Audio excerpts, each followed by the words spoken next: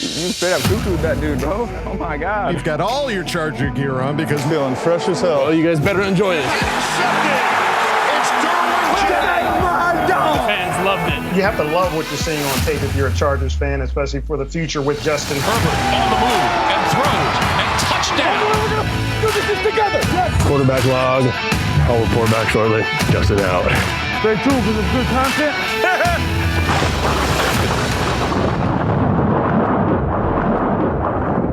Well, hello, all of you just great people. Welcome back to the Charger Chat.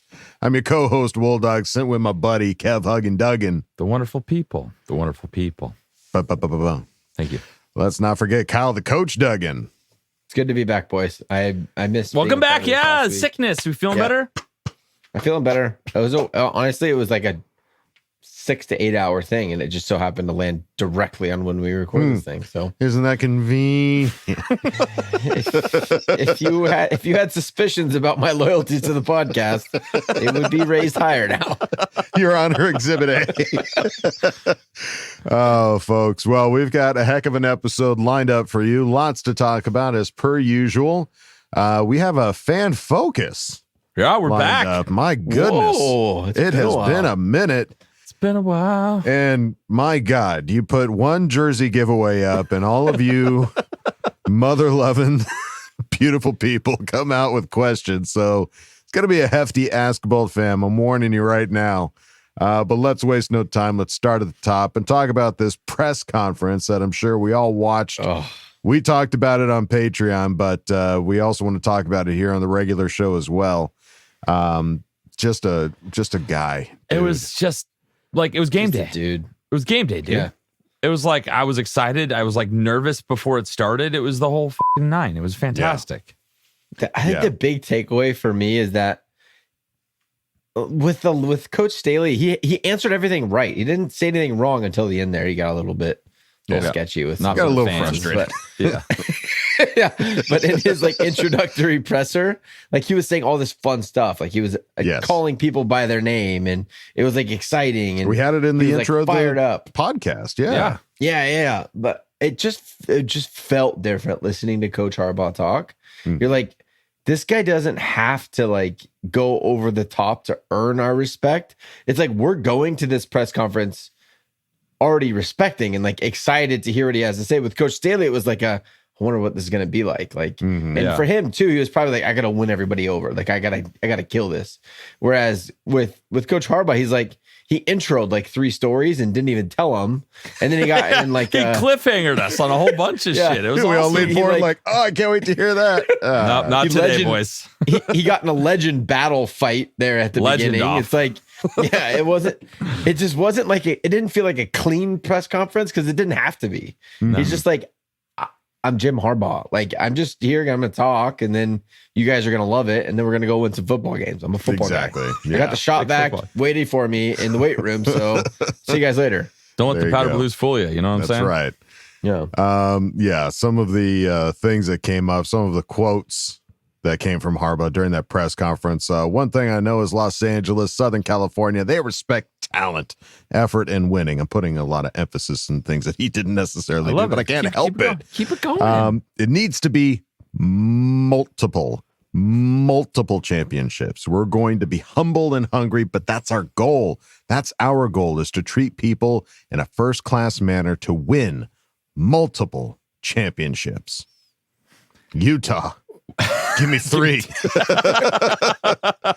We're not just trying to make the playoffs in his mind. Like, he came back for a reason. The reason, which I am happy to hitch my wagon onto. I will hold on for dear life, and you drag me all the way to Super Bowls, Coach Harbaugh. Yeah. I'm here. I'm ready to change my expectations. I'll happily adjust my expectations. Gladly. Don't threaten me with a good time. One other quote here. Is he worthy of Justin Herbert? He said, let's see if I'm man enough, a good enough coach, so that all of his hard work can be realized. I want to work really hard so that his hard work is going to be realized. Justin and every player on our football team. You son of a bitch. Oh, it's so good, You dude. didn't say that part, but I feel like the man enough has to be part of our intro. I feel like there's like 5 or 6 quotes. Our whole Easily. intro might just be Harbaugh quotes. yeah. Guess what? Next week, we're going to have quite a facelift on Charger Chat. So get ready because it's coming. That Oh, includes, my. that includes a new opening. I'll have to get my hair did. Oh, my God. You're in very nice form tonight, Adam. Continue with. One more quote here from Harbaugh on the upcoming travel plans. This is so funny. I want to drive my RV out here and go to a trailer park, like down by the water or by Disneyland. There are 2 that I've researched that are close to the facility. I want to Jim Rockford it for the next couple of months until we move into the new facility. I have that thought going through my head. The fact that night. not only is this an idea, he has spent time and researched where he would park his RV. It's either down by the river or in front of Disneyland. I'm either going to Chris Farley it or I'm going to down by the river. It's just such a weird thing to say because I mean, you're a millionaire. You could go buy a house anywhere, and it doesn't matter where the facility is. You could buy 2 houses, one close to the facility, one far away from it doesn't. The fact that he's like, in my head, I'm like, this is his plan of like, I'm gonna leave my wife and my kids in Ann Arbor, and I'm gonna live in the RV by myself because they're not gonna want to live in the RV. Like gotta get ready. We'll buy a new house. They can live there, and I'll live in the RV. In the trailer park, watching film on my projector. Just DVDs. Like I imagine he's like a DVD guy, not like a computer. Just all DVDs. Maybe some VHS. Who knows if there's enough probably time. Probably VHS. And then when he's drawing up plays, it's on like a real overhead projector. To himself. Like he's getting the laminates ready. He's just by using himself. his brain. He's like, I don't like that. Wipes it off. Dude, he's got like multiple remotes and they've all got like P-Touch label on them, like TV, DVD. Oh, I love this. He tapes out all the buttons he doesn't use. He's like, I don't even use this shit. This RV is not like an RV that you're thinking. This is like a mobile coaching machine. Mobile. It's like Justin Herbert's, Philip Rivers' old mini RV that he used to drive up. Exactly. Yeah. There you go. Yeah. Yeah. But just the fact that he's just like, you know what? I'm going to slum it until our new facility's ready. And I'm going to be so focused and so locked in. I'm going to wake up and live this nonstop, no distractions. Yeah. It's pretty rad. I've got one focus right now, and it's this team. Yeah. And it's being man enough to earn this to be the coach of this team. So very exciting press conference, to say the least. So far, we've been seeing some coaching hires that have been going around. Now, to be fair, none of these have necessarily been official. They haven't really come from the Chargers, but there's been a lot of trusted sources that have been dropping names. A lot of rumor mills. Some signed, some not, but this is how it's kind of seems like it's lining up. Yeah. So as it stands right now, the Chargers 2024 staff, general manager Joe Ortiz, that's been announced. Jim Harbaugh, that's been announced as the head coach. Down by the river. You can find him. Offensive coordinator, still no news yet, which is surprising. We all kind of expected us to make a hire by the press conference on Thursday. Nothing happened. Senior offensive assistant Greg Roman, who was a name that has been floating around as a possible offensive coordinator. Defensive. That one though is still up in the air. Yeah. Because he's came in for an interview. No one really knows what he was interviewing for. Mm-hmm. And so there's just this expectation that it's for some senior role on the offense, but it very well could be the offensive coordinator, which there's been a couple tweets today of people accidentally saying that he was the Chargers OC. Now, whether that was just a mistake on their end or if they let the cat out of the bag. But I think that he's still a possibility as the OC. Okay. Defensive coordinator Jesse Minter. We've talked about that. Still not official, but it sounds like the real deal. So right. It sounds like it's happening. Special team coordinator Ryan Ficken, which is fascinating because Harbaugh's son Jay is going to sign with Seattle. He's not following his dad to the team because we're keeping Ficken in that role. I still no pen to paper, but yes, this seems like the goal. Correct. That just makes sense because all of our kickers are still in place. Our long snappers under contract. It would just make sense to keep that. The best thing we had last year. Let's keep that going. What a concept. Yeah.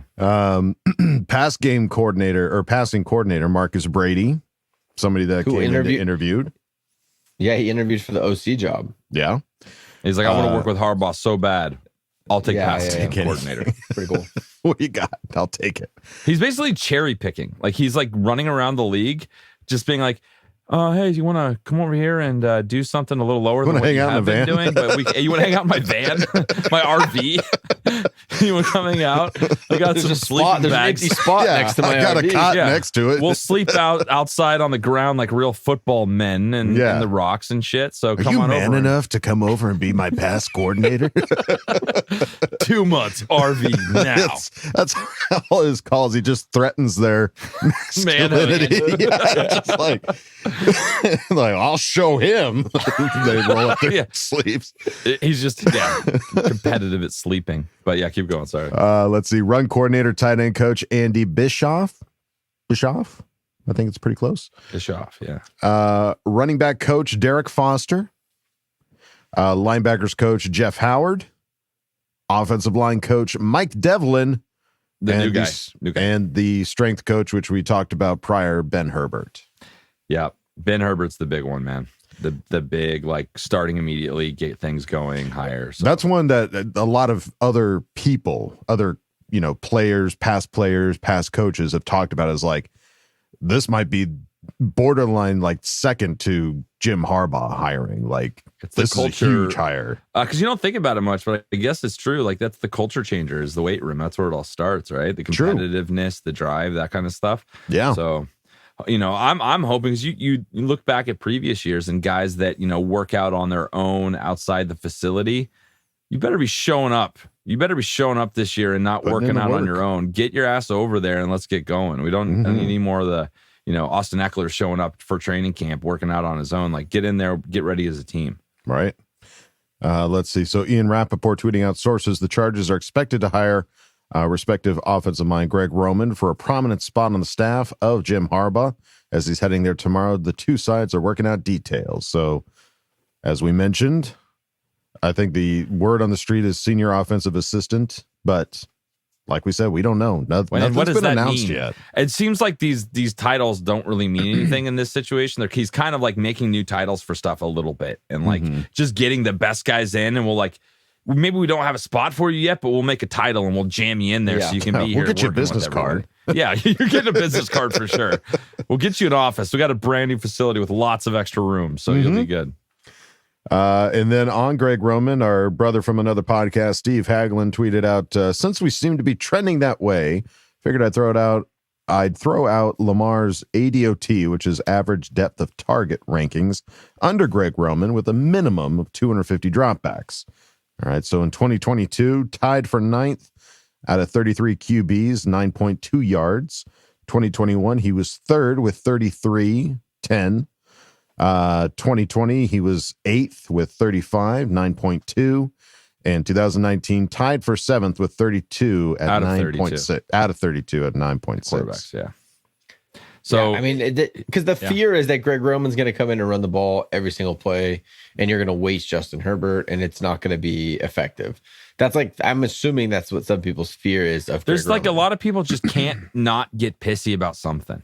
So like the idea that Greg Roman's floating around, like, why are you upset about this? Like, let's just let this happen and see what happens. Right. Just because you looked up a couple things about Greg Roman in the past. Have you really been following Greg Roman his whole career and have watched all of his games? I haven't. I guess and I don't think you have either. It is going to be drastically different though. I mean, you're going to establish the run or else you're going to die trying. Sure. But that doesn't mean that Justin Herbert is less effective. Like, let's just throw the ball. Right now he throws the ball a lot because our whole running game was short passes. It's the most out of any quarterback in the NFL. He throws more than any quarterback in the NFL. Right, so just take away those short passes. Yeah, he'd get to lose some statistical yardage, but clearly this stat from Stephen Hagland is they're still going to throw the ball deep. Like when they do throw the ball, it'll be off of play action. One, you keep him safe, which he hasn't been able to do for 2 seasons now. He's been chronically hurt, it feels like Justin Herbert has. So you take a lot of pressure off, you keep him healthy, and then at the end of the game, what does a running game do to the defense? Those guys are hurting and huffing and puffing. And when you need that drive at the fourth quarter with 2 minutes left, you have a little bit of extra juice. You have the upside to go and make those plays when the defense is tired. So I don't think that the running game is a negative thing. And it appears that this is not just run. It is run to set up those big shots, the deep tries. Well, Robert Griffin III would agree with you, Kyle. He says Greg Roman may be of the greatest run game tacticians I've ever been around at the NFL level. Running backs and tight ends love his system because they eat. It's going to be a different offense, dude. Like, I think it's going to be drastically different. Yeah. So, and well, hey, if it makes us win, I don't give a shit how we do it. If Justin throws half the amount of passes, but is crazy efficient, like psycho efficient, that's better for everyone. He's going to be, and he's not hurt and he doesn't miss a game. Yeah. It's beautiful. Please. But that brings the conversation of running backs, and people are already starting to say some names. Like Ryan Leaf was on Good Morning Football and said, he expects him to look at Saquon Barkley. Right. Like, I think any free agent running back could be of interest because our running back room isn't it for this scheme. It's gone now. It's dead. Our running back room is basically depleted with Austin Eckler being gone. Isaiah. You have Isaiah left. Yeah. You have Isaiah. Josh Kelly, I think he has one more year? No, this is it. He's unrestricted free agent. Spiller. Yeah. So, there's going to be some moves. Going to be some moves. And we got Dotson. We got Dotson here. Yeah, I don't know about that. Sorry. Let's see. Jeremy Fowler tweeting out the Chargers are hiring Eagles assistant Marcus Brady as their pass game coordinator per source. We mentioned that earlier. Brady, a former Colts offensive coordinator, interviewed for the LA offensive coordinator job that presumably goes to Greg Roman, acquitted himself well. So Chargers find a way to hire both. Life finds a way. Yeah. So I mean, to get a guy that can, the Eagle, if he was an Eagle assistant as like a pass game coordinator, you don't think of the Eagles as a prolific pass offense, but they were doing what we're going to want to get to, like that play action, get the quarterback on the run a little bit. And all hedging off of an effective run game. Love it. So he's been in that system. And then Daryl Slater tweeting out about Giants Brian Daboll losing another assistant coach, this time to Jim Harbaugh, as tight end coach Andy Bischoff leaves for same job with the Chargers while adding run game coordinator to the title. This is what we're talking about with when you bring him in. It opens up a lot more opportunities for coaches. Right. It really does. And this is the first sign. It's like people are taking lateral moves to come to us. Yeah. People weren't taking lateral moves to come with us with Brandon Staley or Anthony Lynn or Mike McCoy. It just wasn't happening. So Kellen Moore was a lateral move. You were bringing somebody in. Kellen Moore was a lateral move with the intention of being a head coach in a year. Yeah. His hope he wasn't was, a forever when this goes down, maybe I can get the job. I think from the get-go, that was Kellen Moore's thought process because Dallas clearly was never going to give him that opportunity. I'll go work with Justin Herbert and maybe I can get the head coach job in a year. Didn't pan out that way for him, which is a bummer, and that's a different thing. OCs, DCs, lateral moves, sometimes you just have to. But that was because he got fired, though. He didn't lateral move while still employed. Yeah, the Cowboys said we don't want you anymore, and then he hired on with us. The Giants wanted these guys. These guys are just I want to go coach with Harbaugh. See you later. And it's clear that this is who Harbaugh wanted. Like they went after this guy. So that was my whole point about getting a head coach that's seasoned, that people respect and has been in the game is. You're going to get the best coaching staff. He even said it in his presser. It was, I need to get a coaching staff that's worthy of the guys that we have on our team. And I don't know a lot about these guys, like a tight end coach for the Giants. I don't have background information on this guy. But if Jim Harbaugh is willing to go pluck him off of another team's staff, he must have really wanted him. Well, apparently there's a bit of a connection at the very least because Bischoff worked for John Harbaugh in Baltimore from 2015 to 2020, ascending to assistant tight end coach, a job he held for his final 3 seasons there. Now, Bischoff will work for Harbaugh's brother in Los Angeles. Bischoff coached the Texans tight ends in 2021. And Greg Roman was in Baltimore from 2017 to 2022 and spent his final 4 seasons there as offensive coordinator. Roman is expected to join Harbaugh's Charger staff as prominent offensive assistant. So Bischoff will reunite with Roman in Los Angeles. Roman also worked under Jim Harbaugh at Stanford with the 49ers. The web. And with the 49ers. The web's coming The Harbaughs are creating this like serious mafia. It's a mob NFL family. coaches. Yeah. Yeah. Once you pull me back in. Yeah. It's like if the FBI, when they do their investigations, they have all these these strings attaching to all these people. Yep. If you looked at the coaching tree of Jim and John Harbaugh, from college to NFL to Chargers to Niners to Ravens, it's just strings everywhere. Yeah. Spaghetti. Lots of spaghetti everywhere. Well, as far as another press conference that you might be interested in, the Jor Ortiz introductory press conference is happening this Tuesday, February 6th. When you hear this, That's it today. already happened. So It will have already posted. Oh, it's already going down. What are you doing listening to us? So pause us, go listen to that, come back. Come on back. Then you'll be ahead of us. Yeah. So we might be talking about stuff that Joe might be talking about right now. Yeah. Weird. But it's happening at 11 a.m. Pacific Standard Time. So that would be 12 Mountain, 1 Central. Trying to help all my friends out. The math checks. Everyone knows. Let's see. We got an email from a friend.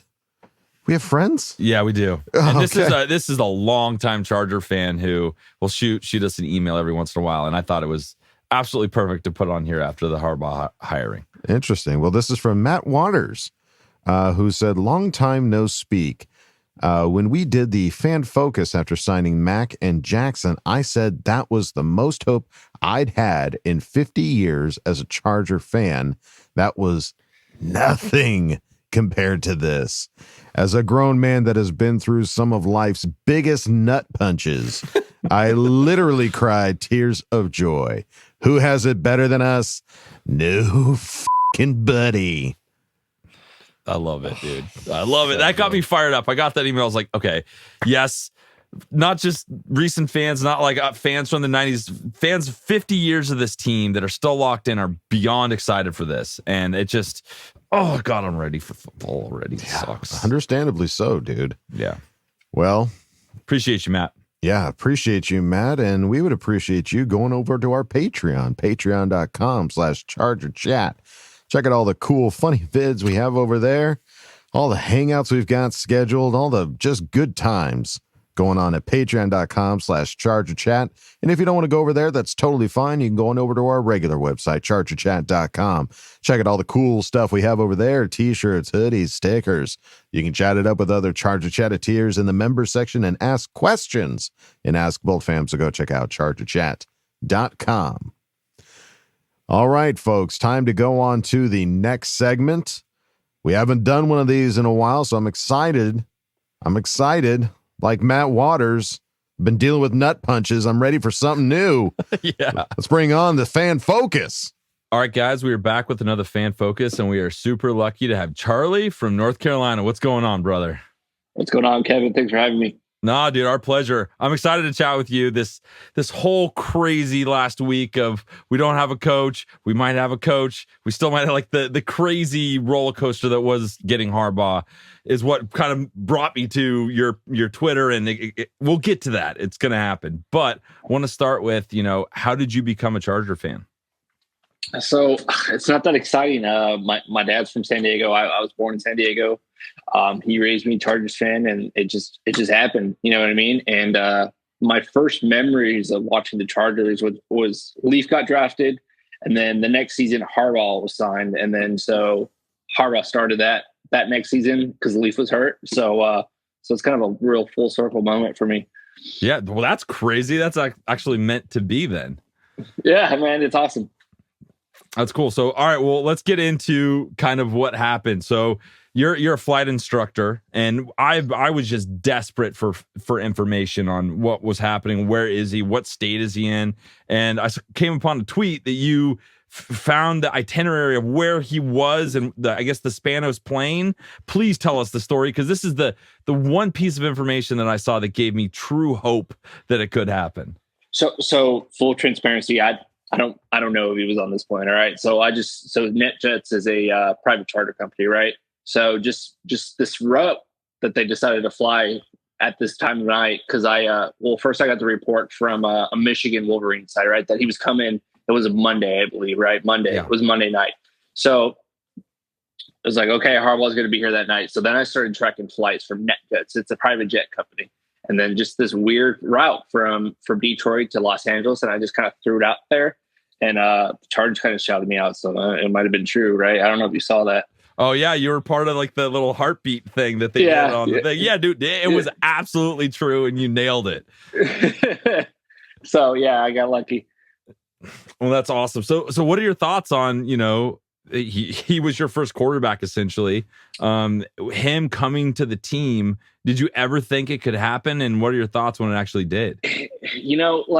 First of all, let's talk about it did happen, right? So I think it's amazing, right? When's the last time we've had an identity? When's the last time that we have a guy that we can rely on to go into battle? None of these unknowns, right? I think it's the only move this franchise could have made. You know what I mean? Like, to be honest, for me because this season was difficult for me to come back and just be all in. This was the only thing they could have done. Sure. Right. So I think it's amazing. It's definitely the right hire from a business standpoint, a football standpoint. It's amazing. I'm so pumped. And it's so cool, like all this news of all these coaches and stuff that we're getting now. And that was kind of a thing with Staley, where it was like you're kind of a revolving door where you guys coming in, guys going out, kind of piecemealing together a coaching staff. Here it's like, nope, I got a team, I'm bringing them with me. How do you think that's going to affect, the team? I think it's going to be a culture shift, right? So the team's going to be in for a rude awakening. I'm trying to put it into words, but like, I want to give it a lot of credit. Sorry, I'm like stuttering right now. I want to give a lot of credit to the Spanos family, because you could give anybody $20 million a year, right? And they can flame out and then whatever, right? But they're not only paying Harbaugh, but I feel like they've given him full and control autonomy to make this thing in his image, and right. So they're giving him the resources that they want on top of paying him, and that's all you can ask for. Yeah, that's crazy. And just like the news of the strength and conditioning coach, where like some of the players that found out that guy's crazy, man. That guy's crazy, right? What have you heard about him? That he sets the tone for these guys. He puts them through all kinds of crazy workouts in the cold. It's Michigan, right? So like he's the secret sauce to Michigan these past 3 years, because they couldn't beat Ohio State, and then everything changed when they brought in this guy, right? Of course, they had Harbaugh, but just like the mentality of the Wolverines changed when they brought in Ben Herbert. Yeah, it's the trenches. We haven't been able to really lock that down. We've been bad against the run certain seasons. Our offensive line has been sketchy. I feel like this is going to be the thing that really brings us together in the trenches. 100%. Yeah. So it's kind of a stupid question, but what are you most looking forward to this upcoming season? Dude, I want to see Harbaugh opening day just slap Herbert in the pads. That's really what I want to see. Yeah. That's what I'm most excited for.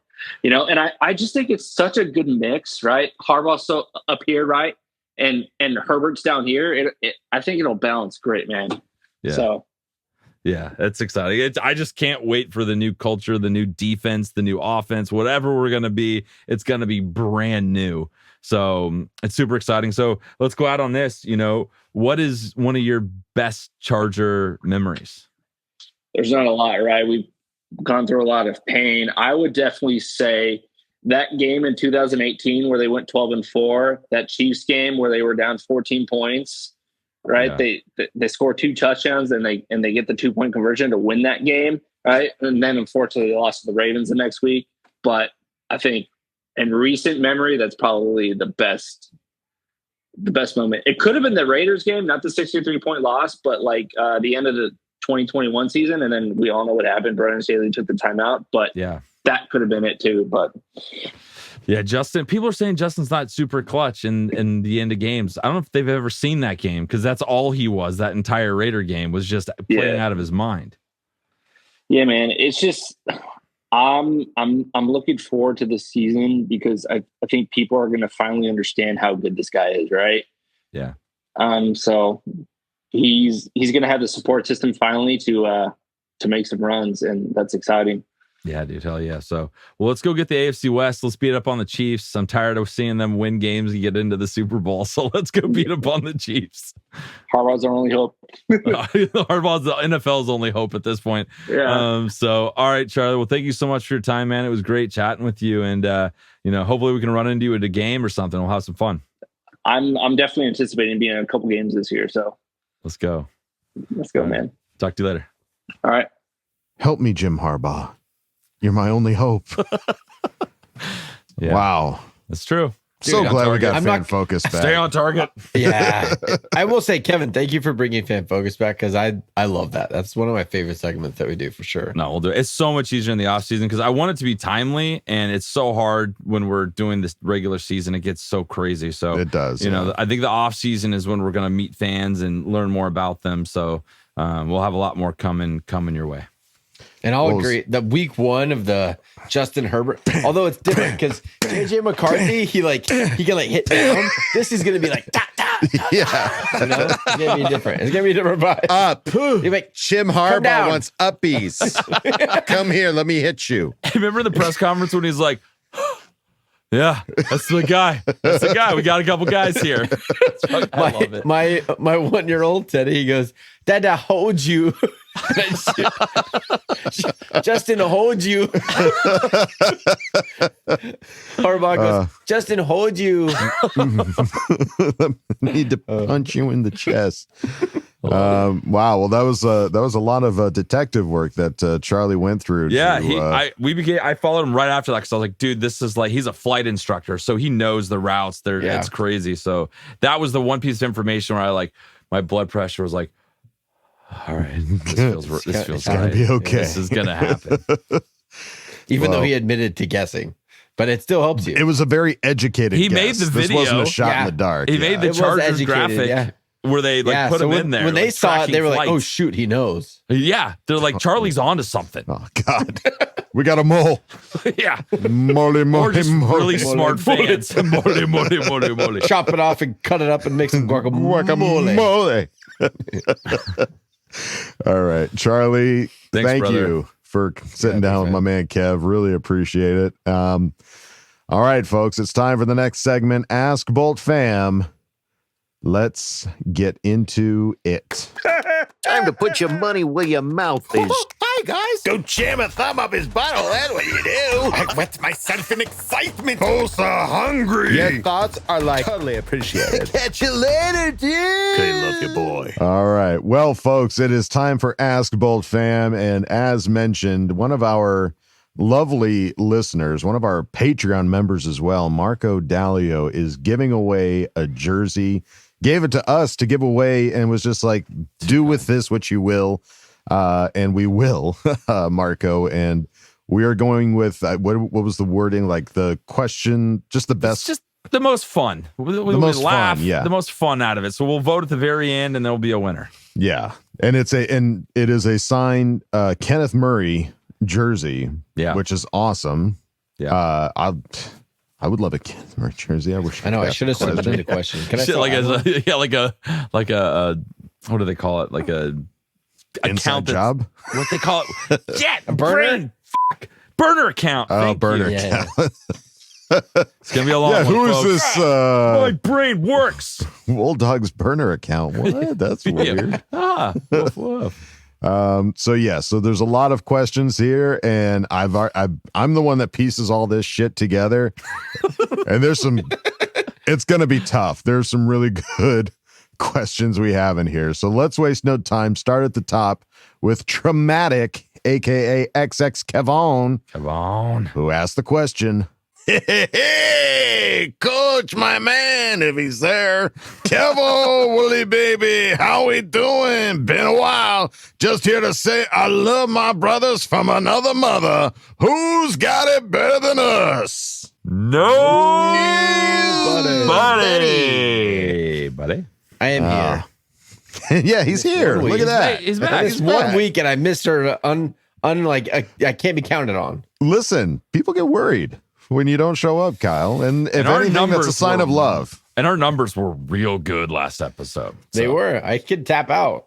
No. I'm just saying it's not a total loss. Yeah. I think my guess is that people chimed in, saw you weren't there, and then left. So like it's like a and big they had to like drop-off check in the beginning. again, Yeah. which boosted our views because they were like, "There's no way Kyle wasn't there." There's no way. Was he there later on in the episode, or Let me skim through the episode. Yeah, Maybe he might make an appearance later from the toilet. Well, thank you, buddy.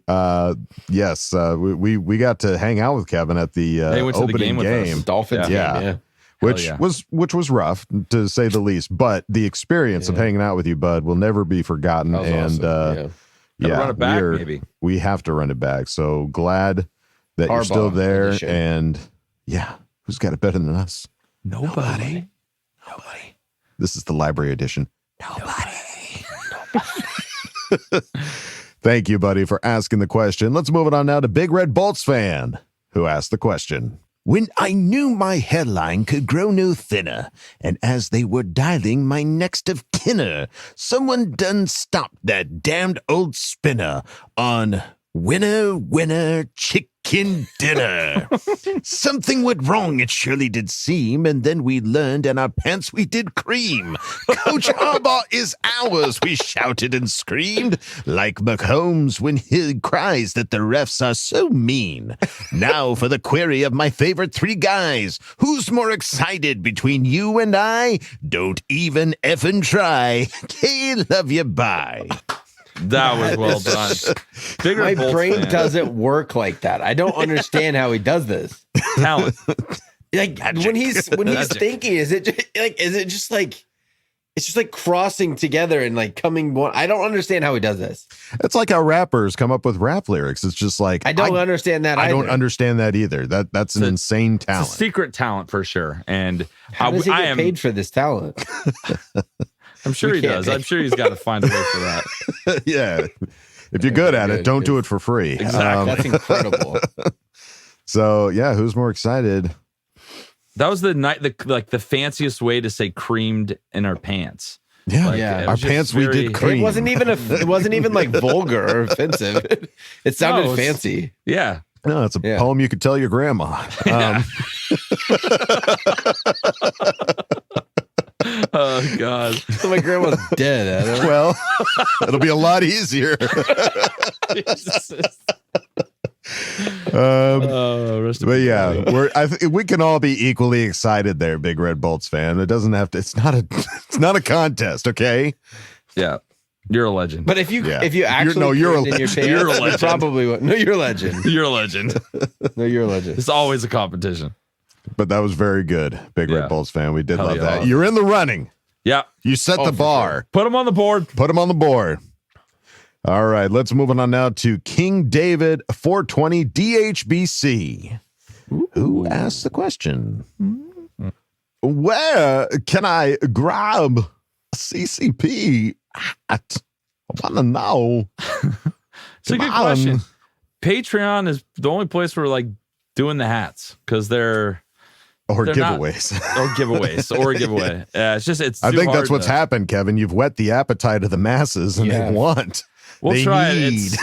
Yeah, if we get enough people that want, maybe we'll do like I don't know. Well, let me find a way. You know what? Because And the hats we do on specific orders. We only order like 50 of them. In the past, whenever we order hats, we order a very few amounts. So if any of you know of a good way of being able to do like made to order hats or something like that, let us know, because we're still kind of dipping our toes into that pool of that kind of merch. So if And you've it's got any cold. idea, and it's very cold. Yeah. So if you've got any ideas on how we can do the hat situation, let us know. Put it down in the comments or reach out to Kev on Twitter or something like that. The charger chat at yahoo.com. That too. We've got email. Hey, We're not Jim Weird. Harbaugh with DVDs. We have so much stuff that I don't know It's about. 2024. So King David 420 DH. Yeah, we do. When he asked this question, I was like, honestly, I don't know. That's a good question. Yeah. I can't wait to hear Kevin's answer. Playoffs. King David 420 DHBC, thank you for asking the question. Let's move it on now to Charge Since 06, who asked the question. Do you think Boltfam was invented out of a loser's mindset? We used to be Bolt Gang or Don't Bang, any squad, any place, until we started losing. Then we had to become Bolt Fam and drop the ASAP. Was Bolt Fam born out of losing? Do you think it's time to leave it behind? Hot take there, Charge Since 06. That is a hot take. Is that all truthful? So I don't know. They were about that. unofficial. Like Bolt Gang or Don't Bang was Melvin Ingram said that. I was going to say, I think that was more like an Melvin official than thing. it was the Chargers. Yeah, it the wasn't Chargers the certainly Chargers, adopted it. No, Chargers never have a shirt that said Bolt Gang or Don't Bang. Right. Which would have been freaking cool. But That'd be awesome if it was in the team store. Bolt Gang or Don't Bang. Yeah. So you're saying that our catchphrase isn't hard enough with the Bolt fam? Is that what Don't we're let getting the at powder here? blues fool you. The Yeah, I Bolt think fam's coming. Yeah. Mm-hmm. Yeah, it can be everything, dude. It doesn't have to be an exclusive situation, especially because our segment is called Ask Bolt Fam. But we are to family. Yes. I think that we're all thinking through our loser mentality. Like, is it? I don't think he's saying it out of like it is loser. It's like, is it? Should we hold on to this? Because Should we get fucking harder? Is what you're saying? Yeah, that's the thing. That's the thing is like even at the end of this season, I was in such a dark place, and I was like, man, these freaking powder blues are so soft. Like I don't know if we could win in powder blues. Like I don't know if we're ever gonna get to a Super Bowl in these soft colors. You know, it's But like they're pretty. the Dolphins. The Dolphins, they're too pretty too. They're never gonna win. It's like I started to question colors if that had some kind of an influence on our outcome of our game. Spiral. You were downward struggling. spiral. It's a dark place, and I feel this question. it's along that same mindset. It's like, is Bolt fam too sweet? Is that like a loser mentality? Like, it's okay. We're all part of the Bolt fam, even if we lose. Like, is that the mindset behind it? The Bolt I don't bitches. see it like that at all. In don't my head, either. it's like from my fandom, I was born into Chargers, and I was born in San Diego. I've been a Charger fan my entire life. But this idea of this Bolt fam, for me, it took on this new identity when they moved to LA. And we are a smaller fan base, whether you want to accept it or not. It is a much smaller fan base than a lot of these teams that come into LA and take over the stadium. So it has this kind of intimate, smaller feeling. Whereas like Raider Nation, whatever, like that's just, it's like, I don't know. It's ugly. It's like this. It's like whatever. it's It's, just ambiguous, like this big thing. Whereas It's like Bolt the Olive fam is Garden, where everyone's family. When you're here, you're family. We're like the Olive Garden. We are Olive Garden. Yeah. Yes. So true, dude. It's a very inclusive. Your family. Yeah, to me, it's more about inclusivity with other fans and bringing everybody in, and honestly, having situations where, especially with like the diehard Bolt Club and stuff like that, when That's when a family. member goes down, that's fam, that's part of the Bolt fam, and that's everybody rising up basically in response to helping each other out in the times of need, because there's been so many times, especially with the diehard Bolt Club, where we've had raffles or giveaways and raised money to help somebody that was a part of the community for no other reason other than they're part of the community. They're part of the Bolt fam. Yeah. And I think that's something to really look up to and to respect. And I think it's definitely going to hang around. Now, that's not to say I'm not open to new ideas. Just give Harbaugh a couple weeks. Yeah, give him. We're gonna have all kinds of shit. He'll have Give him a something. notepad. Yeah. the paper. He's gonna be in his RV just scribbling ideas. He's just sitting there going, that projector, just erasing. Bolt and Gang rewriting. or Do Bang. Let me write that. But yeah, it's a great question there. Charge Since 06. Thank you for asking the question. Let's move it on now to Anthony Tony Francis, who asked the question. This guy, Manuel Acho, has been driving me nuts. He keeps taking shots at Herbert, and now it's time to shut this troll up. He loves Harbaugh, but he says Herbert is out of excuses to fail. If you saw Emmanuel Acho in real life, what would be the first thing you say to him? I'd pull out my leather glove from my back pocket and smack him across the face. There you go. Old school, a duel. I would say, and you are... Come again? Exactly. What would I know you from? Yeah, exactly. That's Social the thing. media? Oh, I don't have it. Yeah. I hear a lot of people don't like you. Well, he made his brand on hating Herbert. That's his brand. He is nothing without hating Herbert. So I haven't seen any of these videos people are talking about because I blocked him so long ago that it doesn't affect me because the guy is a nothing. Exactly. In terms of I don't care about his opinion whatsoever. Right. So yeah, he's a joke. And even like Marcellus Wiley, who has a show, right? I think it was Marcellus Wiley, who spent an hour calling him out. Like he's got more followers than Acho, and did a fall podcast like how he's just like, you're ridiculous. Yeah, I don't think I would ever even say anything to him. If I saw him, I would just be like, "You're not worth my time." Goofball that that doesn't believe in Justin Herbert for some reason. Yeah, weird. So, anyways, bye. Anyways.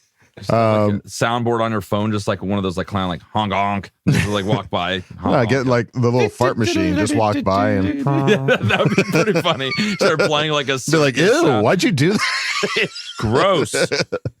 Gross, Emmanuel Acho. You're embarrassing yourself again. That's the thing, guys.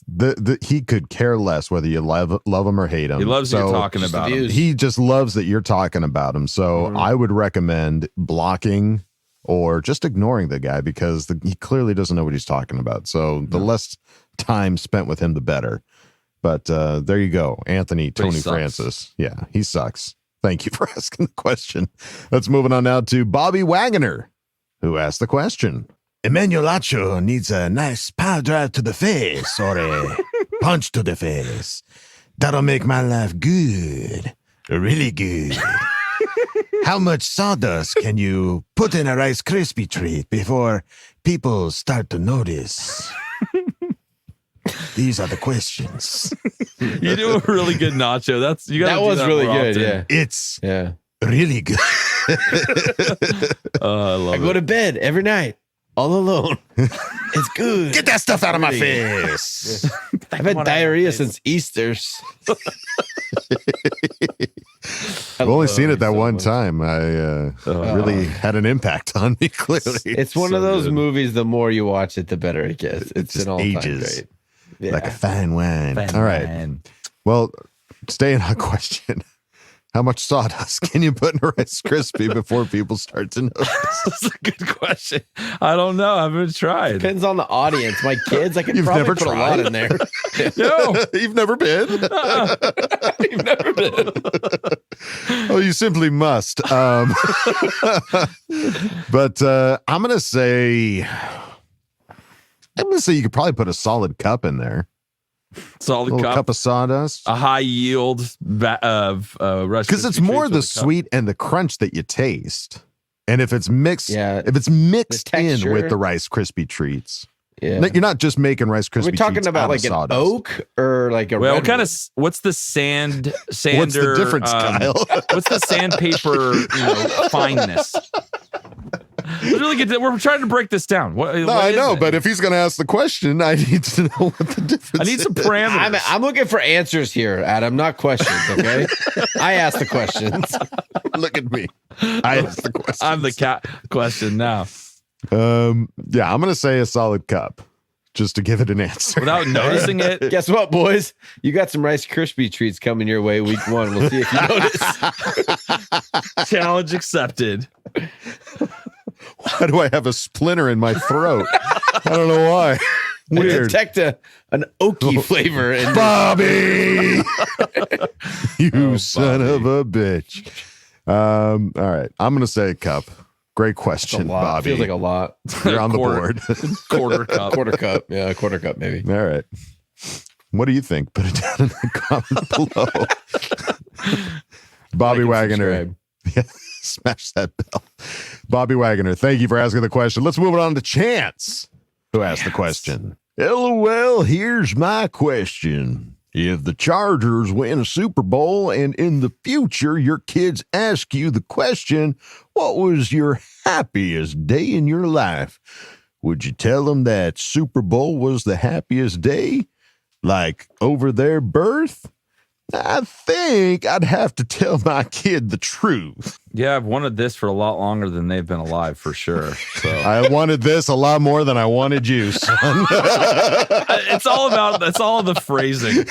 You know, yeah, I've wanted this for about 34 years. So, and I've had you for a long time. Yeah, I get you every day. Yeah. I couldn't create this into existence, but I could create you into existence. Oh, so. Yeah. This was out of my hands. That is a part of it. It's like with my kids being born, I had to say it. You had a hand in it. I had a hand. I have no control over the Super Bowl. Something else. It's something I want so bad. No matter how hard I try. I'm at the will of these 53 men, and I have no say in it. Yeah.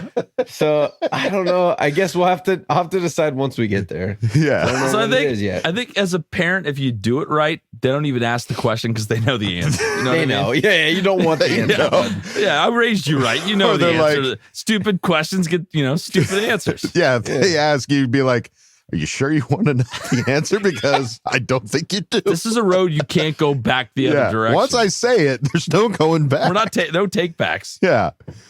Well, you just lie and you say, yeah, you cross your fingers, you put them behind your back, and you're like, no, this is truthful. This is actually truthful. What will be so fun about winning the Super Bowl is that my boys, all my sons will be there with me to watch it. Like, we'll all be jumping up and down together in that moment. So I think that's what's Kevin will come in out of nowhere and take you all out with a tackle. Not out of all nowhere. 5 of you. Dude, if we go to the Super Bowl, yeah, all 11, Adam. all 11 of Dad's grandsons will be in one room, and we'll all be there celebrating the Super Bowl together. So. Well done. That's what's going to be. That's what football is, though. It's like and me. You get to experience it with your family. I don't know. It's the Boltfam. It's a good question, answer, though. Hey, great question. Put it on the board. Put it on the board. Yep. That was one of the ones I read. I was like, oh, this is good. Chance, thank you, buddy, for asking the question. Let's move it on now to Mr. Pekar. Oh, shit. Yeah. Who asked the question. I have been watching some old clips, and I think some things need to be revisited and reimagined.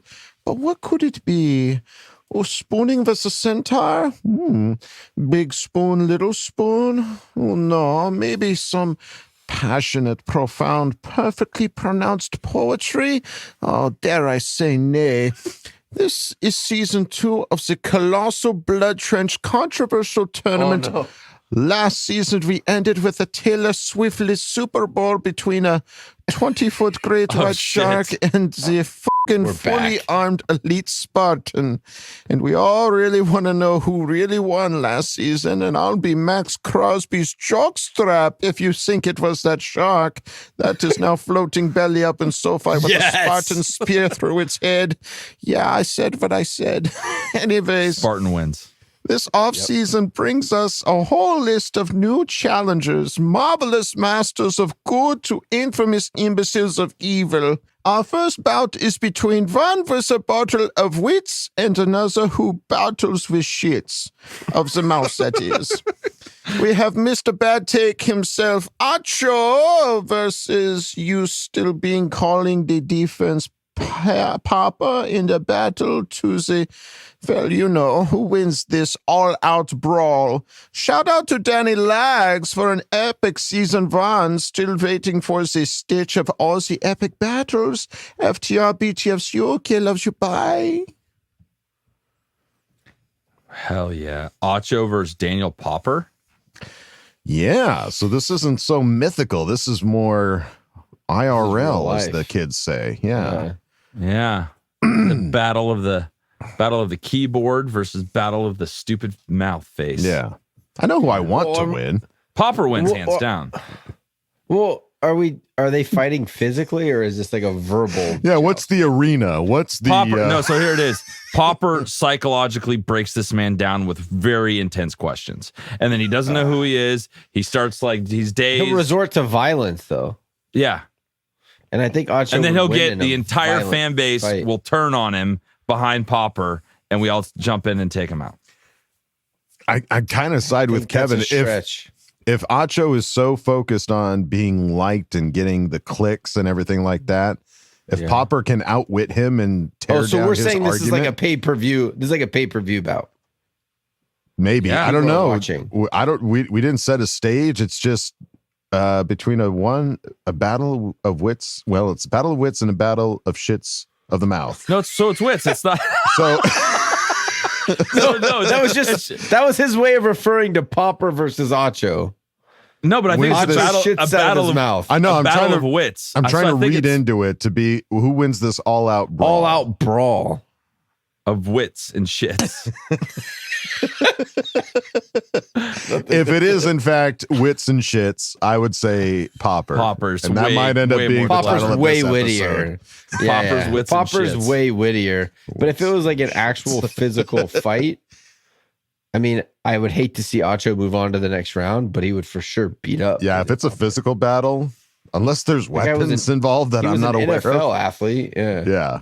He's soft as So, yeah. shit though now, so who knows? I don't know though. He's still played in the NFL, dude, and Popper's been just typing stuff. I think you're underestimating the psychological damage that Popper would do to Acho.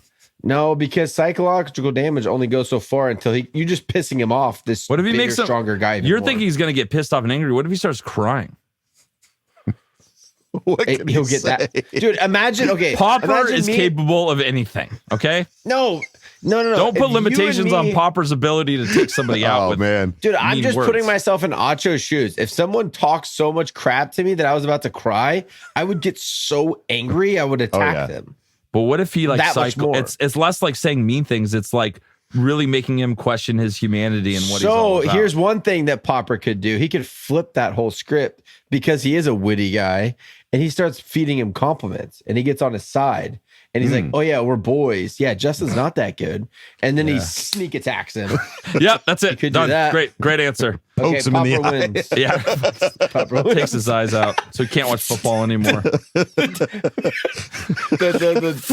Three Stooges? Yeah. He's not Gives ready me for old these. curly. He's not Acho's not ready. No.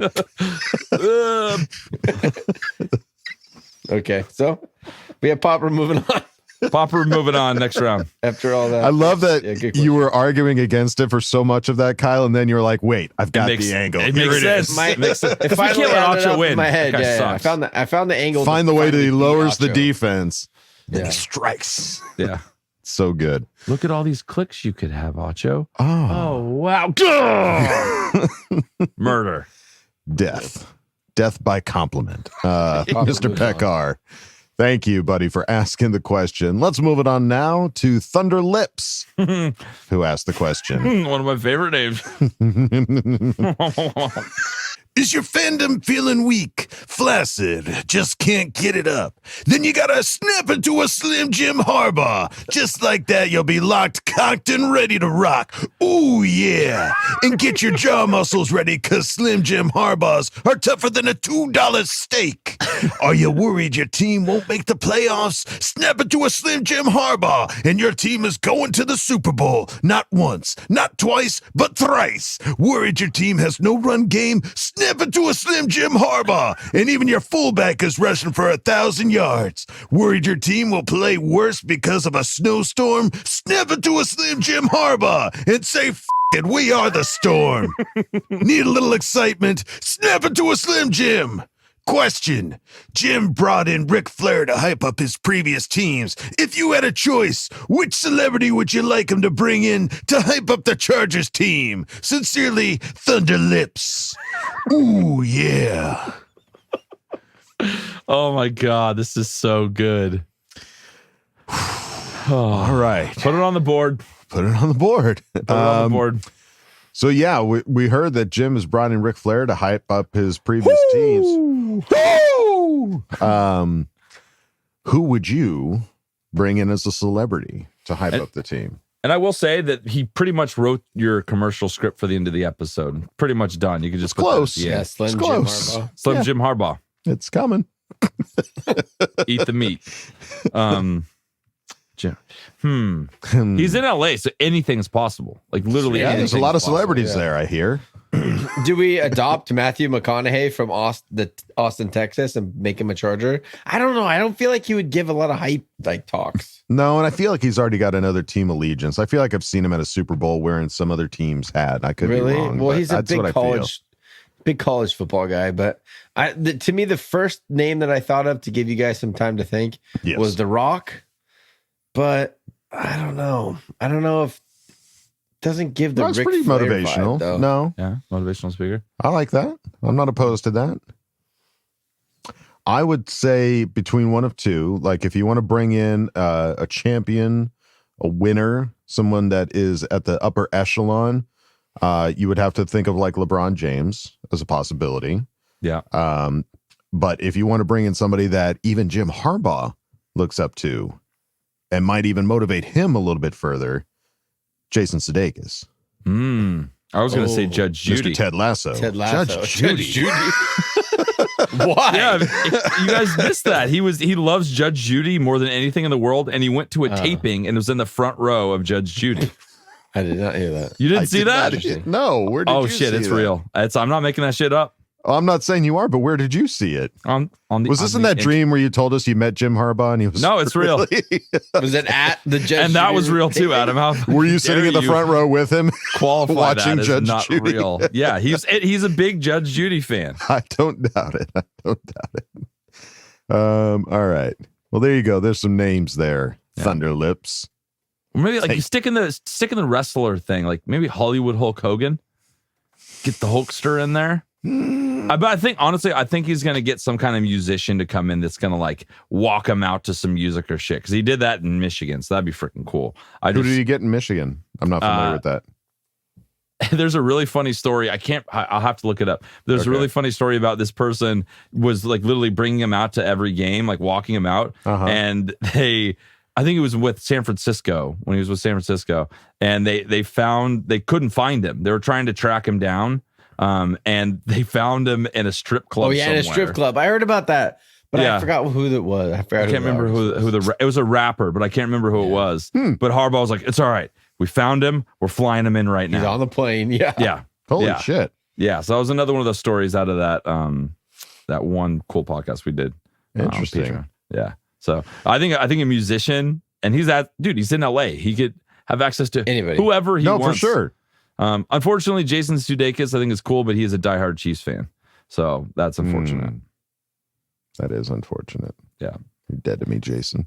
And in the last episode of his show of Ted Lasso, he makes a joke about the Broncos that is so funny that it hurt me. I was laughing so hard. Nice. So if you haven't watched Ted Lasso, don't just listen to me. Listen to Coach. Watch Ted Lasso. Okay, I'm on it. Do it. Thunderlips, thank you for asking the question. Let's move it on now to Herbo Dog, who asked the question. In Providence, Rhode Island, I saw a guy dressed as a Redbird mascot, middle of the street, squawking at people as they drove by, flapping his wings. Totally random and for no discernible reason. If you could be a random mascot for one day, what would you wear? What would you do? And where? Random mascot for one day.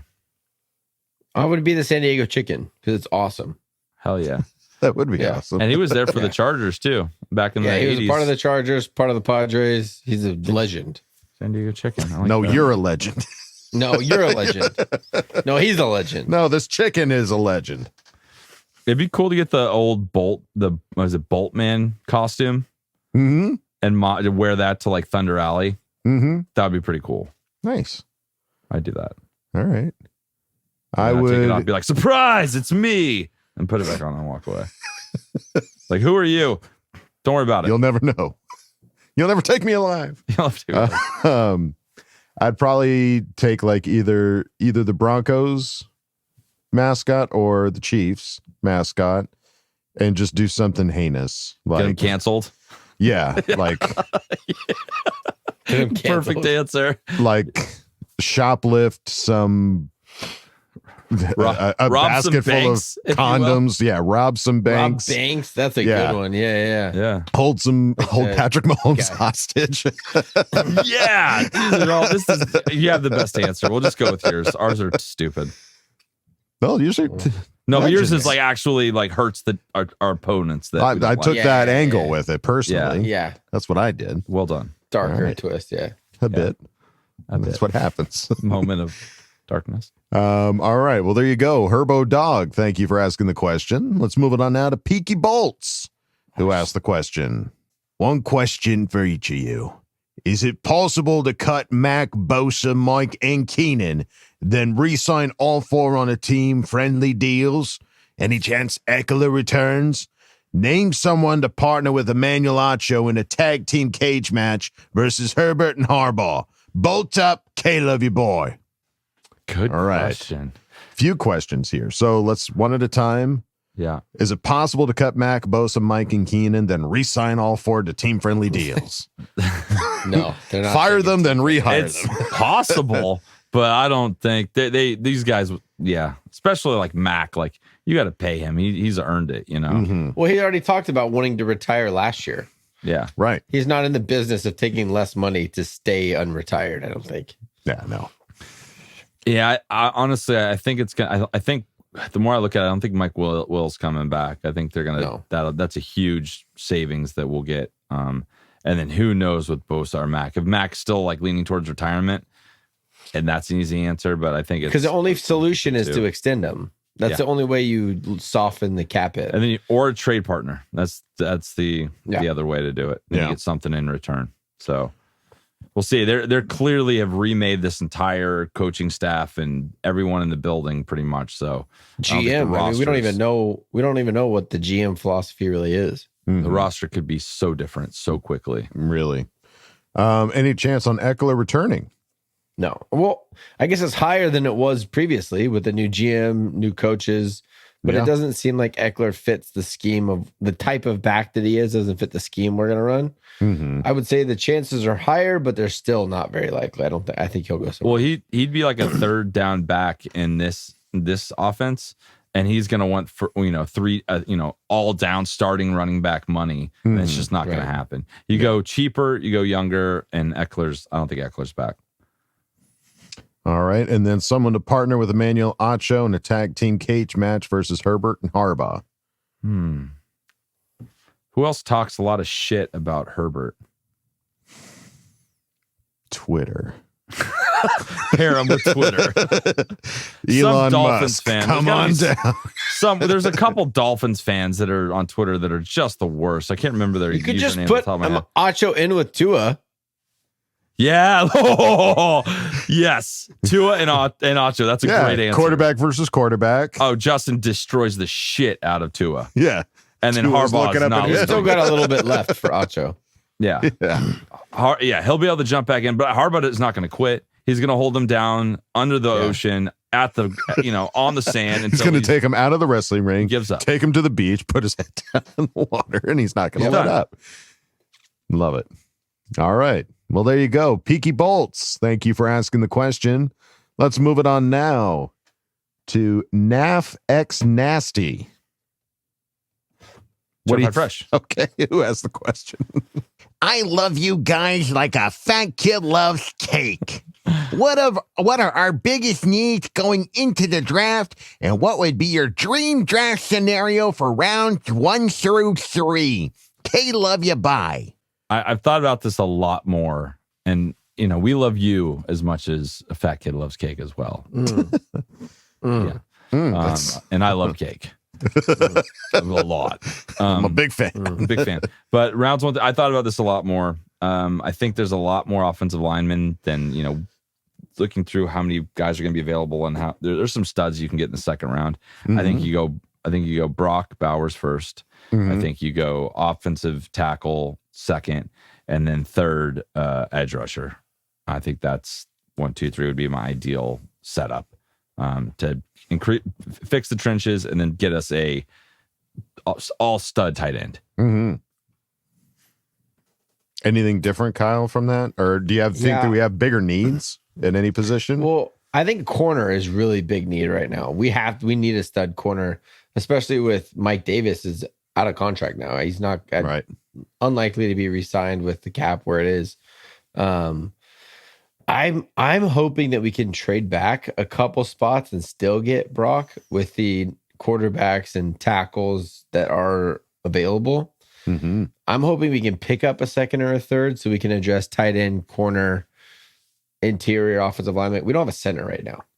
Bottom right. We do not have a center on our roster. Very key position. Yeah. Yeah. And the more that I watch these playoff teams, like watching the Ravens a lot in this postseason, our linebacker play it just feels poor. Like it's not something that you watch. You're like, whoa, like they're just making plays. Mm-hmm. Now, hopefully Deion Henley is able to step in and be a productive part of that next year. Mm-hmm. It feels like we need like a thumper. We need like a big guy to come in and like hit people. So that's kind of my thought is corner, linebacker, tight end, and then center. In the first 3 rounds, hopefully we have 4 picks. I agree. Yeah, I'd like to see us trade back to pick up some extra guys.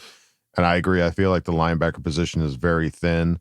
I would like to see a trade back, get some extra picks. Brock Bowers is a tight end for sure. I don't know if center would be a draft for me.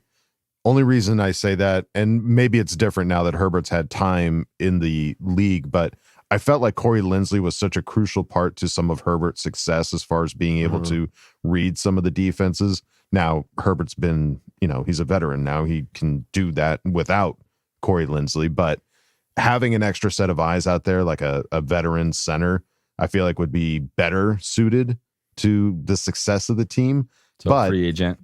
Yeah, I would say like center, go for like a free agent for that particular position. But everything else, I feel like you could go with, a rookie and be at least somewhat serviceable. But yeah, those are all great picks there, guys. It just feels like this year we're going to get into that 4th through the 6th round where guys this is all predicated on we got to get first 3 rounds or we're screwed. I think this could be a year where we're going to find gyms because of where Jim is coming from. He's going to find Jim's gyms in the 4th through 6th, maybe a pinch of 7th. Potential other commercial for the end of the episode. Jim's gyms. I love it. Jim's gyms. Welcome to Jim's gyms. But I think we're going to find more hits than misses in that later round, which could solve some of those things, some of those problems. And I think there's going to be definitely a couple guys that are going to not be drafted. They're going to make the roster. I think that's just going to be the case. Yeah. So, we just need to load up on. There's a few positions we need to load up on, but everyone's talking about the trenches, getting better run blocking, and our offensive line is not built for that right now. I don't know what it is. Maybe it's a scheme. Definitely right tackle. Definitely a center needs to come in, and we need a tight end. Mm-hmm. All right. Naf X Nasty, thank you for asking the question. Let's move it on now to Zachary Shelton, who asked the question. If we get Bowers or Sanders from Texas, what does that mean for the rest of the tight end room? Could we bring back Everett and or Parham? Maybe find a way to have 3 quality tight ends? It's certainly a possibility. I mean, I've seen people talking about like possibly drafting 2 tight ends in this draft. So it's certainly a possibility. I just don't know. Bringing any of these guys back is going to cost more money in a situation where at the current time we are like $45 million over the cap. We're one of the worst as far as cap position. Now, granted, there's still moves to be made. I think cutting Corey Linsley is going to create some space, or him retiring, however you want to slice that. Yeah. And then we've still got, all those 4 guys up at the top that are getting paid top dollar that move one of those guys and it's going to clear up a lot of space. But restructure 1 or 2 if you can do some restructuring and stuff like that. Joe Ortiz is walking into a situation where he is really going to have to put on that general manager cap quick and start crunching some numbers and getting things figured out. And hopefully he finds a way to keep the bulk of these playmakers around and not just have to start over from scratch for this whole roster, minus, the main ones like Justin Herbert and stuff like that. So it's possible to keep some of those tight ends around. I mentioned it last episode that I don't know if any of the tight ends necessarily fit the scheme. You might see a situation where we lose all of our tight ends, but we get a free agent tight end that might fit more of what Jim Harbaugh wants. So yeah, we still might have 3 quality tight ends. I just don't know if it's any of the guys that we currently have right now. We don't have like top end blocking tight ends. Yeah, we just don't. We have big receivers. We have big receivers, and that's what our offense was based on, is throwing the ball. Mm-hmm. So our offense is going to change. It'd be a very run heavy team, obviously with Harbaugh and what they're bringing in with Roman. So it's kind of easy to see the map of where things are going to go. And that tight end room and the running back room, I think, are going to be drastically different. Yeah, drastic makeover for sure. Mm-hmm. So, all right. There you go, Zachary Shelton. Thank you for asking the question. Let's move it on now to Kiso Falatufuga. Certified Fresha. Falatufuga. Yeah. Who asked the question? I like Bowers in the first bit. What do you think about Tavondre Sweat? He was a force at the Senior Bowl. Oh, I've always wanted us to draft a high-end big DT for the last 8 years. Oh, boy. Well, unfortunately, Kevin and I didn't get a chance to watch the Senior Bowl live. So it's on the DVR. We were working. It's on the list of things to watch. But so I don't even know Tavondre Sweat. I guess he's a big defensive tackle. Did you see anything on him, Kyle? Yeah, he's a big guy out of Texas. I think it's the idea of taking. It sounds like the question is more of when are we going to draft a big D tackle stud in the first round? Because we haven't for a long time. We tried to plug pieces, you know, like with Linval, guys Joseph. for the last. Yeah, Linval, Sebastian Joseph Day. Like we've Morgan that's Fox. been a constant position where we bring in free agents. Yeah. And it does feel like you guys remember Jamal Williams that we had back in the day, just a force Dominant. in the middle that forces double teams, is chaos in the run game. We haven't had that in a very, very long time. So I can understand that desire. It feels like at number 5, it's just too rich for a defensive tackle, for an interior defensive lineman. Now, if we trade back and there's that guy that's there, we've seen it be successful in the NFL. These interior defensive linemen can right off the bat be really good. So I think that is a position that we haven't had a dominant player at in a long time. It's just a matter if the right guy is in the right spot when we're picking, because number 5 for a defensive tackle just feels too rich. Mm-hmm. Matlock comeback season. Let's go. Oh, there you Let's go. go, Matlock. I'd love to. He's going to, with Harbaugh as his coach, he's going to be taking some souls for sure. Yeah. Seems like a Harbaugh guy. Yeah, big time. That's a great point. I forgot all about Matlock. He was he hardly sniffed the field in that last season. He started, and then when people got healthy, he rode the pine. But so I'm excited to see what he could do with Harbaugh. That could be a lot of fun. So we'll see. And we definitely, like Kyle said, definitely get where you're coming from. And if you can trade back into a less prime position of number 5, then hey, sky's the limit at that point, because anything can happen. But Kiso Falatufuga, thank you for asking the question. Moving on now to Gavin Gibson, and shout out to Zach Kletcher. Zach, this isn't exactly the same question, but I have a feeling it's going to go down the same road that you asked in your question. So I'm going to go with Gavin Gibson on this one. And he asked the question. Happy birthday, World Dog. Hope you had a great day. How much truth do you all think is behind the Saquon Barkley news being on top of Harbaugh's list? Do you think we could sort the cap out to get him? And how would you feel about possibly getting him? I think he'd be a great addition for our lack of run game, but not sure if we could afford him. If we can't, then is there an RB in the draft that you think would make a big impact? We're taking the AFC West this season. Don't let the powder blues fool ya. Bolt up. K, love you, bye. All right. So, the Saquon Barkley, hard to say. That came from Ryan Leaf, who I don't know what his connection would be to Harbaugh. I mean, no, he's just they're friends. Turned into the guy they played together. They played together on the Chargers. Yeah, he backed 99, 2000. They were together. They were teammates. He basically, Ryan Leaf was talking about how he learned a lot from learn how to were be a teammates. professional from Harbaugh. But I don't know if Harbaugh's divulging his list of free agents. It makes to sense. Miami. He's he could get franchise tagged, but hell yeah. That's a prime. Yeah, but the amount of back. money that you're going to spend on it back, teams aren't doing that. Like people are not spending money on running backs like what Saquon's going to demand. And you're already paying your quarterback $30-40 million a year.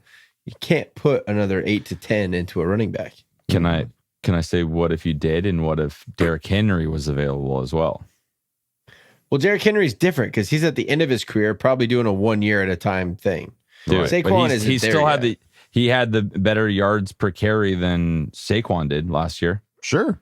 So yeah. So I think the Derrick Henry argument is stronger than the Saquon Barkley argument because you're going to tie yourself up for several years with Saquon. That's an old running back. Derrick Henry's an old running back. That's a 1 year at a time guy. But he's a Saquon's gonna want 3 years on a deal, and that's hard to do with an experienced running back like he is now. I would love who's hurt every year. I would love Derrick Henry and Corum from Michigan 1-2 punch. Yeah, Blake Corum. Yeah. Yeah, Corum. That would be badass. I don't know if Corum is necessarily the number one running back in this draft class. No, he's like a third or fourth round. Yeah, guy. So I think just given the connection of Jim Harbaugh and what he could probably pull out of Corum, I think that's an awesome possibility. I mean, I'm really curious to see what the over-under is on how many Michigan players end up on this team, honestly. Well, if we don't draft any, then it's very clearly he doesn't believe that they belong in the NFL. Because who has a better idea of the guy than Jim Harbaugh? Nobody. No, but I think we got to replace two guys. I don't think you're taking two running backs in the draft. I think you're going to bring in somebody, and I think you're going to draft somebody. As a short term, yeah. Yeah, I think it's going to be somebody. I think, honestly, Henry or maybe a Saquon. Who knows what happens? Maybe they move away from all the wide receivers we have. It's going to free up a lot of money if you bail on some of these guys and fully restructure how you're planning on doing stuff.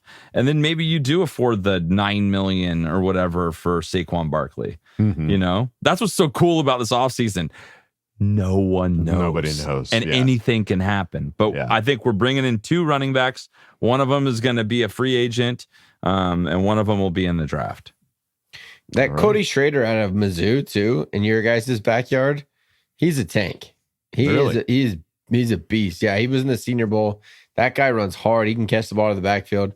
Pretty sure he led the SEC in rushing yards this year, which is pretty impressive. So I feel like there is some depth there at the running back position that you could try to find. Yeah. Cool. We'll see what happens there. But Gavin Gibson and Zach Kletcher, thank you guys for asking the question. Let's move on now to Primo, who asked the question. How much of an overhaul is this roster about to see?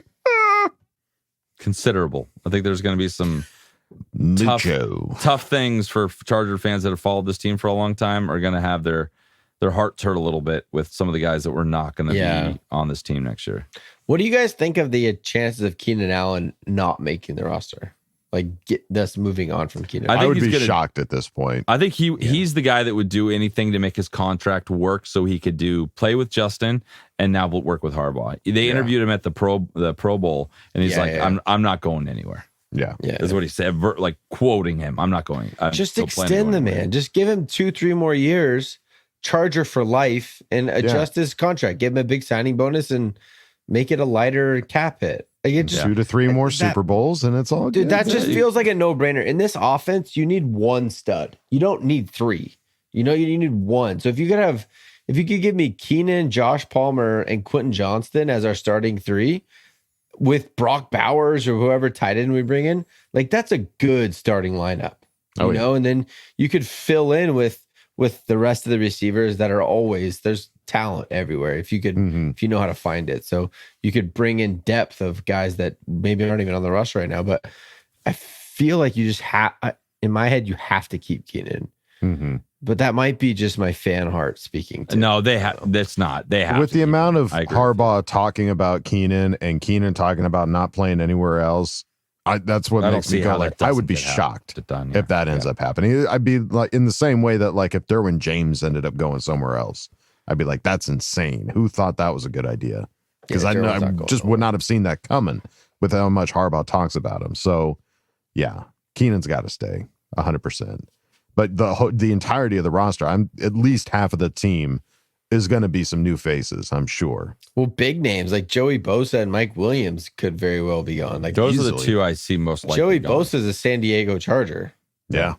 Keenan would be the last one. Crazy to think. Sucks. We'll see what happens this offseason. It will be exciting regardless. That's crazy that Keenan and Joey are San Diego Chargers, just like Harbaugh. Yeah. So Harbaugh would be our last San Diego Charger. That's crazy. That's true. Primo, thank you for asking the question. Let's move on now to JP619, who asked the question. Do NFC teams understand how good they've had it not playing Brady or Mahomes each year for the conference title? No, they don't. They don't get it. No, it's AFC is 100% tougher than the NFC. No, we have all the about it. dynasties. They have no dynasties. Yeah. They had the Cowboys and the Niners back in the 80s They had the and 90s. 80s and 90s. That's the last time the NFC. Well, I guess you could say the Packers too had a little run there, but they've won one Super Bowl. They're dog boo doo doo. They didn't do anything. I guess if you count, yeah, that's because you're right. They won one Super Bowl. Yeah. There's no dynasty in the NFC in the last 30 years. No, you're right. Well, just look at the AFC West. Look at the 3 out of the 4 head coaches in the AFC West. That's psychotic. Look at the three quarterbacks we have right now currently in the AFC West. That's crazy. Like just getting out of the AFC West is the hardest thing to do in all of football. Yeah. To win that, to win the AFC West is psycho mode. Love that. So yeah, I don't know that anybody does there, JP619, but thank you for asking the question. Let's move on now to Matt Waters, who asked the question. Matt, don't let the powder blues fool you. Are you fucking kidding me? This has to be a shirt. Hooah. Along with a K love you bye. Kevin, you have to know every CC fan would buy that. What is your favorite Harbaugh-ism so far? For Ask Boltfam, if Waldog can do Christopher Walken doing an Al Pacino impression, the gauntlet has been tossed. Hooah. That was a good one. How'd I do? It was a combo. It was a really good combo. Hoo-ha. I'll buy a pack of gum, show you how to chew it. Say hello to my little friend. Put it on the board. Good one. Favorite Harbaugh'ism. Favorite Harbaughism. Ballsum.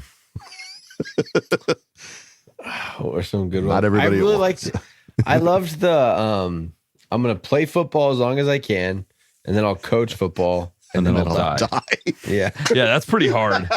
Yeah, that's some hard shit right there. That's a football guy, dude. That's a football guy. It's just he's not messing around. He knows the reality of life. When I can't do it anymore, then I'll die. Well, and he even says like, there's only so many grains of sand left in the hourglass. Yep. Like he's already dealing with his mortality while trying to come and win a Super Bowl. Like the guy's so hardcore.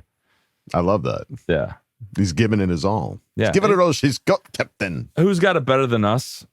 The call and response, it's nothing quite like that. That's pretty. That's very energetic. Yeah. And the legend. No, the one that keeps sticking with me because it's just a great thing to, if you take a second to think about it, you know, to be better today than you were yesterday and be better tomorrow than you were today. Yeah. Just constantly striving for excellence and being as best as you can and being better than what you were. Love that. It's great. What was the other one? It was like have a nice day versus have a great day, or it's like make it a great day. Make it a great day. Yeah, and I'm not going to leave that up to chance. Like I'm going to make it a great day. I'm not just going to have one and let it happen to me. Yeah, make it a great day. I love make it a great day. Awesome. So many bumper stickers coming out of this. Let's go, Matt Waters. Thank you for asking the question. Let's move it on now to Danny Lags. Danny, who asked the question. Hey, yo, young bucks. Hote, who would win in a small arena? JK, busy guys. Dude, did you guys see Jimmy? Oh, Jimmy was gnarly. Jimmy was Jimmy was off the hook. Sorry, that's a quote from a skateboard movie called Grind. A quick question. Which player would Harbaugh have to cut or trade in order for you to second guess his hiring? Herbo, Allen, and DJ excluded. Also, who's got a bolt up better than us? Nobody. He just quoted Grind. I know exactly the movie he's talking about. Do you know the quote? I don't remember the quote. I remember the movie, but it's just the whole movie sounds like this. Like, yeah. Bro. It's off the hook. I love the tease, like in a small arena. You got Acho in one corner and Popper in another. And there's a big pool of water. Yeah. No, so who player that Harbaugh would cut, trade to make you second guess his hiring, to make you go like, ooh. Maybe Harbaugh wasn't the coach. The only player I can think of is Rashawn Slater. Yeah, I was just about to say if you trade our franchise left tackle, that's the only guy that's like, nah, he can't move outside of Herbo, DJ, and Keenan Allen. Mm-hmm. Yeah. Or maybe he's a genius and he got something crazy in return for him. I am such on whatever he wants to do right now. I'm okay. Yeah. Like, I don't want that. I don't think that's ever going to happen. But if he did it, I would be like, you trust him? Wow. Probably something crazy behind the scenes going on to make that work, you know? Yeah, from the that coach is a couch Big Ten perspective. connection. He did coach against him in the Big Ten, so maybe he's got insider info. Maybe. Yeah, otherwise I would say like Dicker the kicker. If you cut or don't traded you him, goddamn touch Dicker the kicker. That's what I'm saying. That's Look the at one. you. That is the one. There it is. Found it. 2, Utah. Give me Harbaugh, don't touch Dicker, okay? Leave the Dicker hands alone. off your Dicker. Hands off the Dicker. Put the Dicker down. Put the Dicker down. I love you, Harbaugh. I didn't mean to say a bad word at you. I really didn't mean that. But please don't mess with my bad word at you. Yeah, if he did that, you'd be like, wait, he was our best guy last year. Why would you do that? yeah, hand to the face. I could have had a V8. Yeah. All right. Well, there you go. Danny Lags. There's a couple names for you. Thank you for asking the question. And yeah, to specify, you'd question it, but you'd be like, you know what? I got to see what happens. I got to see what his game plan is. If he let them go, it's got to be for a reason. It can't just be like, meh. Yeah. So we'll see, Danny. Thank you for asking it. Let's move on now to Chris Overland, who asked the question. Is a GM, would you rather make off-season cuts to attack free agency or make trades for late-round draft depth? A mixture of both is not an option in this scenario. You've never done that voice. No, I haven't. There's a lot of fucking questions here, Kevin. I gotta fucking dig into my bag. How have you not done Brando yet? This is insane. Whatever. Please, he's got to make fully into the rotation now. That's too good at him. One of my favorite things about this is like, I'll throw a voice out and you'll die laughing, but I'll do it like months down the line. Nothing. Just you caught me off guard. Stone faced. I know it's always got to catch you off guard. That's awesome. Holy shit. All right. So, would you rather, as a GM, make off-season cuts to attack free agency or make trades for late round draft depth? With and you can't do a mixture of both. With this season specifically, with the cap that we're in, I would rather get something for our contracts than just cut them and eat dead cap. Sure. If you cut these guys, it's not just that's zeroed out now. You're taking a dead cap hit on all these guys you cut. Yeah. So that's going to impact like whatever the dead cap hit. You're losing players just, So I would rather not take a dead cap, trade it for a late round pick, and then attack late free agency post draft because there's still free agents post draft. There's guys hanging out waiting to see what'll happen. Sure. So I would rather trade to get late round picks, take those picks, get young, get the guys Harbaugh wants, and then there will be post draft free agency as well. Mm-hmm. I'm with you. There you go. Chris Overland, thank you for asking the question. Let's move it on now to Athir Kadir. Athir. Uh-oh. Who asked the question? Championship, baby! Coach, since you want to throw my ass under the bus, well, I'm calling you out, baby. I put you on the hot seat.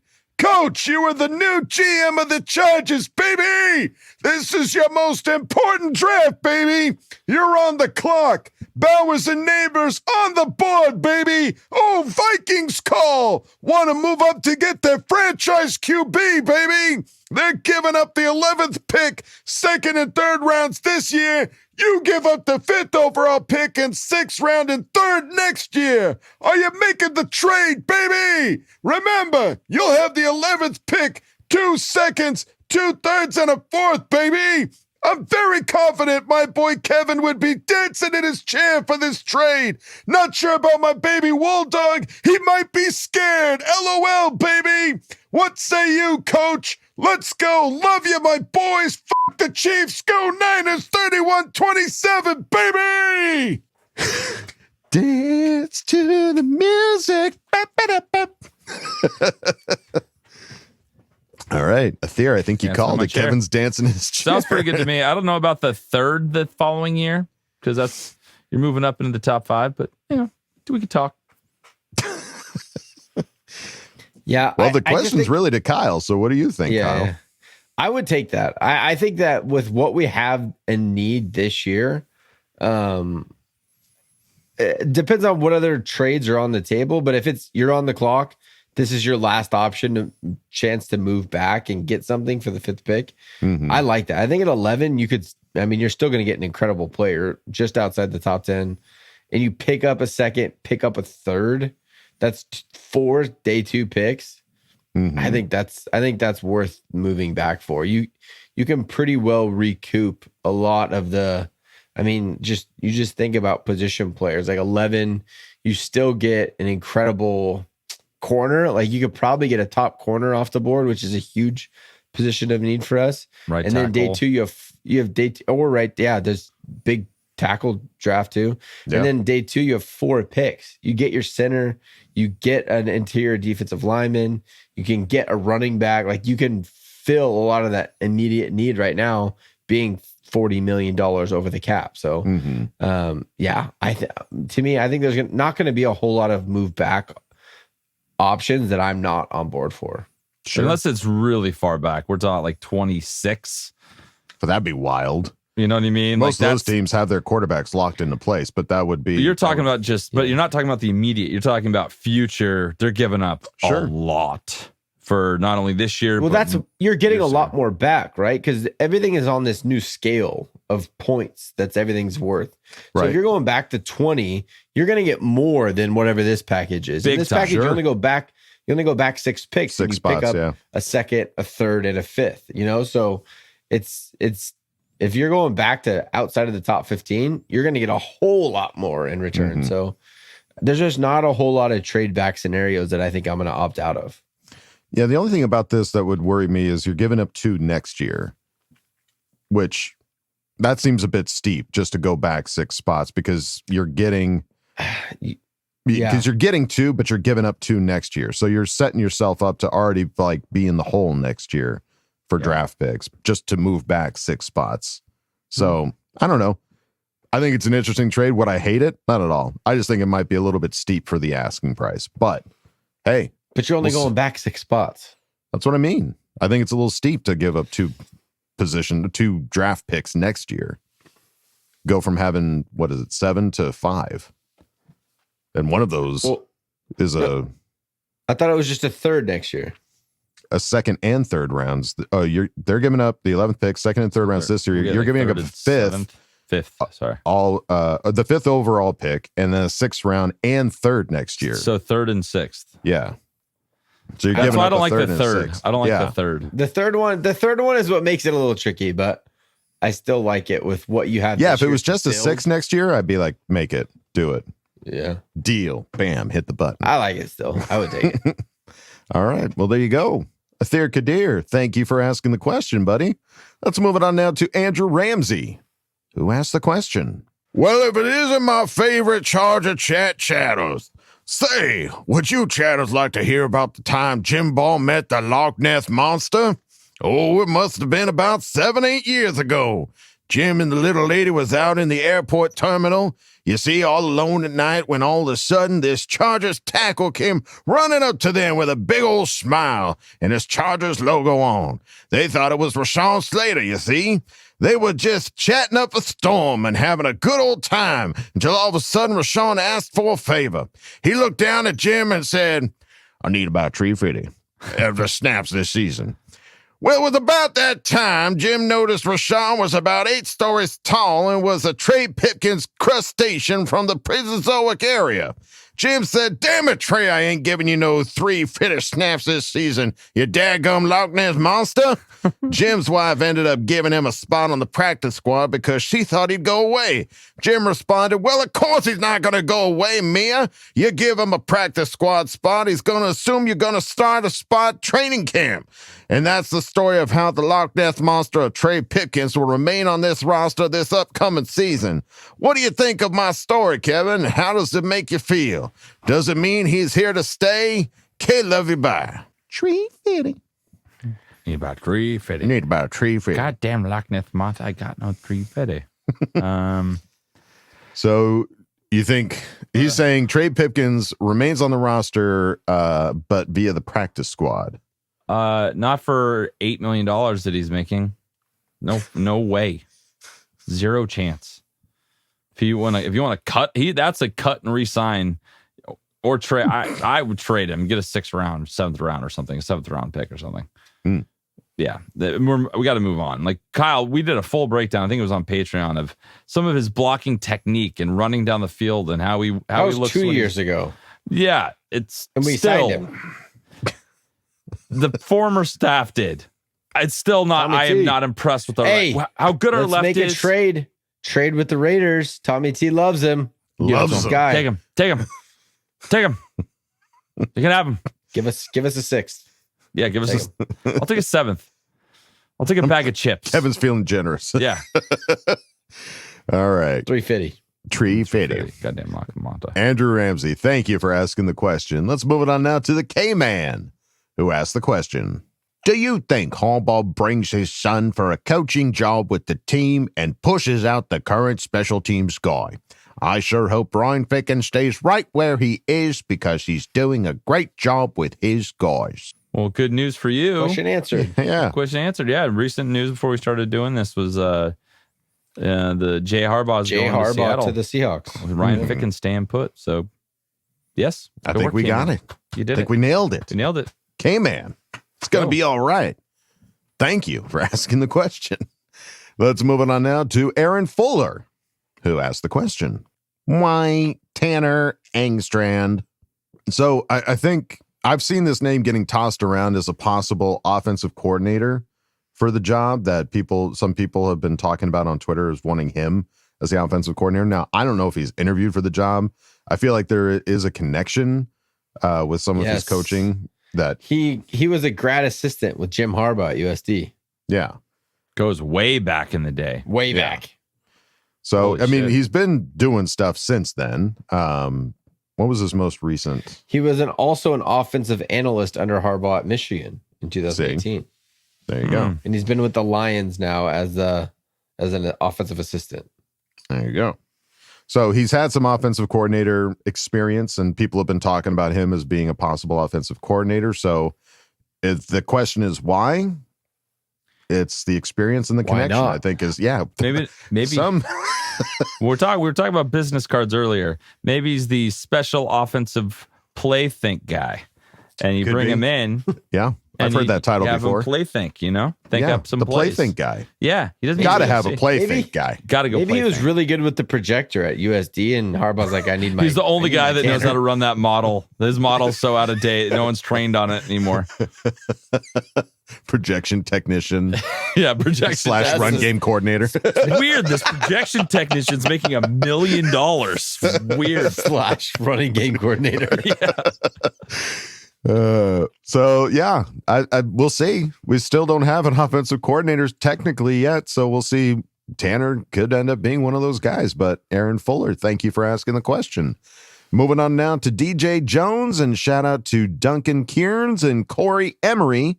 Going with DJ Jones on this one, who asks the question. Howdy, y'all. My question to y'all is simple and sweet. How do y'all feel about Greg Roman as our new OC? And are y'all buying stock into the Ryan Leaf report of Jim and the Bolts being interested in Saquon Barkley? Also, one thing, who's got it better than us? Nobody. Hey, love you, bye. That works really well in that accent. You doggy. That looks really good. I'm not as up in arms and pissed off at the world about Greg Roman at all. Yeah. Is there people mad? I haven't seen it. The people. There's people on Twitter that just get mad at stuff. Wow. Fair enough. You can do what you want to do. We had too much. There was too much unity there for a little bit. Yeah, it was almost. They didn't like nice. it. Yeah, they were getting uncomfortable. Too much of a good thing. Skin. Yeah, we're agreeing too much. They're like, what's going on? Someone needs to shit in the pool. Right. Yeah. Well, and it was funny because Rex Ryan went on right after the Baltimore lost the playoff game, and he was like, clearly Roman wasn't your problem because they let him go last year or whatever. Yeah. So clearly Roman wasn't your problem. I think he's basically said you owe him an apology because that was the worst game plan I've ever seen in my life. Mm-hmm. So I don't know. It's hard to say. I don't know enough about the Baltimore Ravens and the dynamic of that, but he was their offensive coordinator for 4 years. Right. So he was doing something right, and they had a top offense most years. So, it's not the flashiest name. It's not like what we did. The biggest thing we did last year was Kellen Moore. So it's not flashy for sure, but we'll get the job done. That's all that matters. Yeah, I think that's I want to hit the ground running. And he knows Jim Harbaugh. He knows they've coached together to a great extent in the NFL. They know what to expect from each other. They're going to hit the ground running right off the bat. And that's what I want. I don't want any more growing pains or figuring it out So I think that in all honesty, I would be very excited about that hire. Whether it's the next OC for 10 years, I don't know. But for the next 2, 3, 4 years, if this is the guy and they can hit the ground running and start winning football games right away, hell yeah, let's go. Let's go. Yeah, I would rather take a guy with that kind of experience over somebody who's, just been an offensive assistant or something like that that's moved their way up the ranks. I would rather somebody that's been there, done it, and at a level that Greg Roman clearly has done it. And in combination with Jim Harbaugh, sign me up, please. So, and we already talked about Saquon Barkley. So DJ Jones, Duncan Kearns, and Corey Emery, thank you guys for asking the question. Moving on now to Seth Holman. And instead of just shouting out Jim Harbaugh's burner account, I kind of took a little bit of both of your questions and mushed them together because you both had a lot of fun, and I want to use them both. So here you go. Seth Holman, Jim Harbaugh's burner account. We'll rip the jersey. Weird combo. I've never done it before, but it's happening now. How do we do this? Do you cut the baby in half and send half the jersey? Oh, you'll know exactly where it cuts in half. God, okay. Yo, yo, yo, happy birthday, Wool Dog. You made me laugh countless times. I love you, man. How stoked are you we got Harbaugh? It's all I can think about, man. Watched every interview of him lately and can't get enough of all the attention we're getting on the sports shows. I really do believe we can get multiple championships under Harbaugh. I just love everything about this guy. So ready to bolt up all year. Goosebumps, boys. Literal goosebumps. Our boy Jim out here, not sure what to do with his hands, but I know the culture is coming. Humble and hungry is what you got to do. When you're the best there is and you wake up in the morning and piss excellence, it's as simple as that. We're going to get a little shake and bake out there on the field. Favorite quote of the day was simply today. Staley used to say, we'll watch the tape tomorrow and improve next week. Harbaugh demands today, and he's going ring shopping. Up to this point, who is your favorite hire this new dynasty has brought chained along? Add Jesse Minter, and obviously don't say Harbaugh. All right. Hype-wise, Ben Herbert. I think that's the exciting one. I think that's he's the that answer. big of a culture changer. That's the unseen one where you're not going to see him come to a press conference. He's not going to get intervied. He's behind the scenes. He might actually now. I doubt it. I've never seen it. He might get his name dropped by the guys like if there's they'll talk about him for sure. But he won't get interviewed. Yeah, that has to be it. I mean, I've never heard of players talking about a strength and conditioning coach before. And this just seems unanimous. Like this is the guy that changes everything. So Jesse Minter is huge too. I think that he's like that hot young name that everyone wanted. Everyone's upset with the Greg Roman thing. You have your young guy in the DC. Let's have some ease and like experience going with the offense.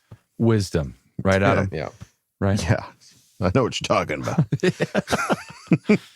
All right. Well, there you go. Seth Homan and Jim Harbaugh's burner account. Thank you guys for asking the question. Moving on now to Friar Bolt. Let's go. Who asked the question? Well, hey now, gents. Just want to give you a little shout out to y'all and your mighty fine coach you got there. Was some very kind words from Jim mentioning my show and encouraging others to watch. He seems to have the right can-do attitude I think we all need. I might have to take some of his Harbaugh-isms for myself. Listening to him has got me inspired through a wall more than being caught me sleeping with the farmer's daughter while he has a shotgun in hand. So my question to you fellas is, what coach have you had that has inspired you or made you believe in yourself more? Keep up the great work, fellas, and remember to attack the day with an enthusiasm unknown to mankind. Back to that quotes question, attack the day with an enthusiasm unknown to mankind is pretty awesome. That's a great Harbaugh. Because it's ridiculous and hard at the same time. So hard. Ridiculous and hard. All right. Well, what coach has inspired you? The easy answer is dad. That's the easy answer. Papa Doug. Yeah. It was just a way of life. Yeah. I mean, he still does it. Like he'll talk fondly about my playing career and it's still encouraging of like, man, he really believed in me like a lot. Because really let me down. In the moment, he was very much like he didn't do anything by accident. Like he had a plan for how he parented us and coached us. And a lot of it was that hard love to push you to be better and to not settle and be satisfied.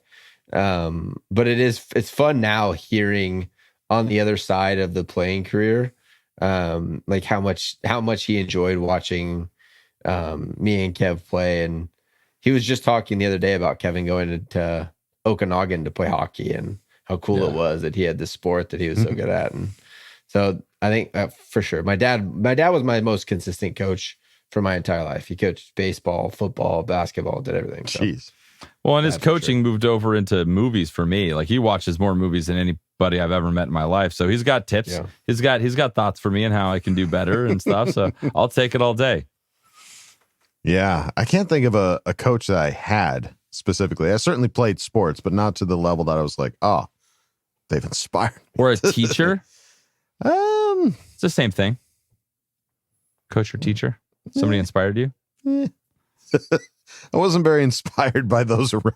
I inspired myself, damn it. I'll take my easy answer and I'll say Kyle the Coach Duggan. Ooh, good answer. Inspired me, yes. Inspiring. Your coach any day. I'll be your coach. I'll be your Huckleberry. So, yeah, there you go. Friar Bolts, thank you for asking the question. And we go out of Ask Boltfam with Daryl21, who asked the question. Hey, guys. Oh, it's been a while since I checked in as I've been swimming in shit with the loss of my best friend at the start of Jan. My kitty of 9 years. Oh, thanks, Will Dog, for the well wishes and hope your B-Day was awesome. Oh, but then the month ends with, bam, here comes Harbaugh. Hoo-ha! All right, now on to the meat of this thing. What are your realistic expectations for this first season with Coach? I'm not feeling the same way as many of these 20-year-olds out there and calling Super Bowl right away.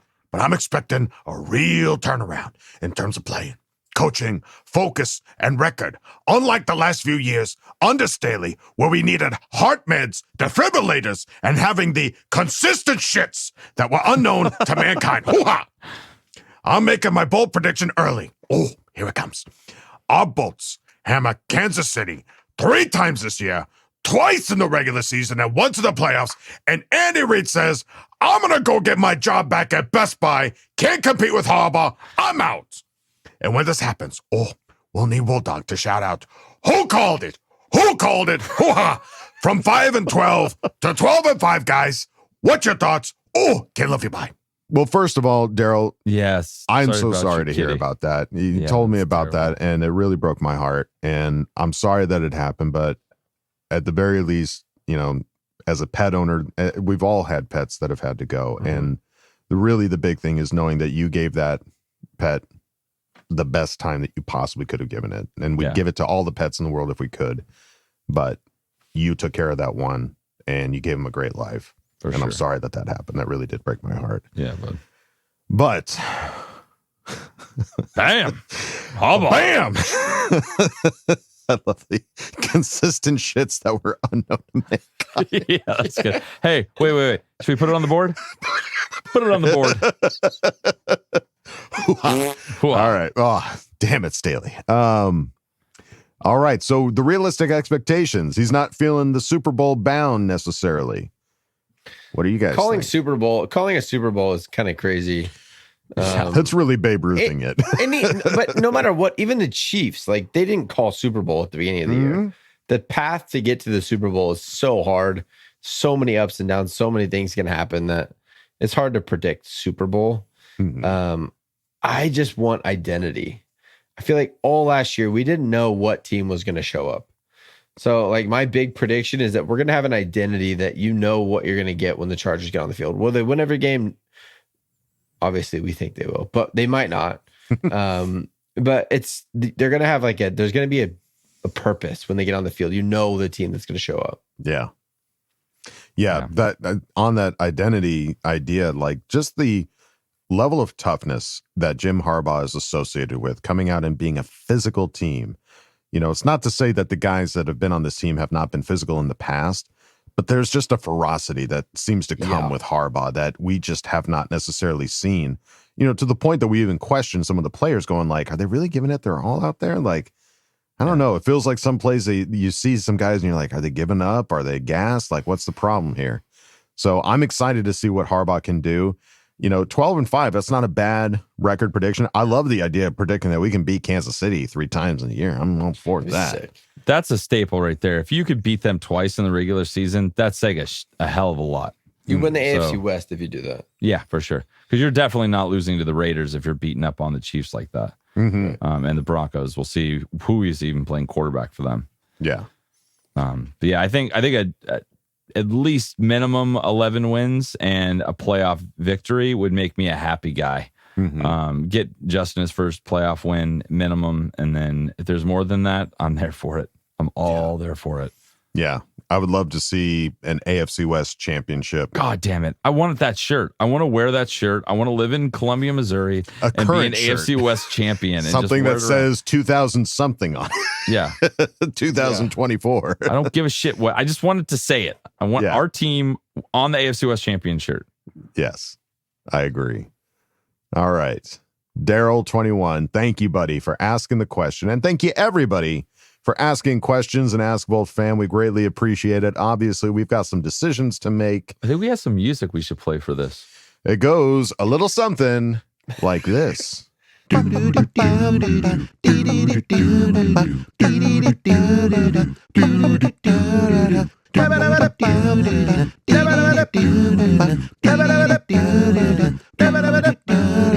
All right, folks. We're back. The jury's back. We've come to a decision. Has the jury reached a verdict? Yes, Your Honor. Jury has reached a verdict. And what is your verdict? The winner. So you're saying there's a chance. Oh, boy. And I might get in trouble with my answer to that about my kids and telling them that they're not as important as the Super Bowl, but it is what it is. We'll cross that bridge when we come to it. But Chance, you are the victor of this Ask Boltfam. Congratulations. Congrats. Enjoy the signed jersey of Kenneth Murray. That's awesome. Congratulations. Happy for you. Thank you to Marco Dallio for giving us that opportunity to give something like that away. Crazy. We've given things away before in the past. Have we ever had a situation where I think we've maybe had tickets? We've done a few. We have so many generous fans that have done this. That's what blows my hair back, man. It's just amazing, and we appreciate it because it makes it feel that much more special. Big time. The fact that we have people that listen to this and we're like, and just go like, here, give this away, give this to somebody else so that that they can enjoy the show. Like that's so awesome. Thank you, Marco. Cool.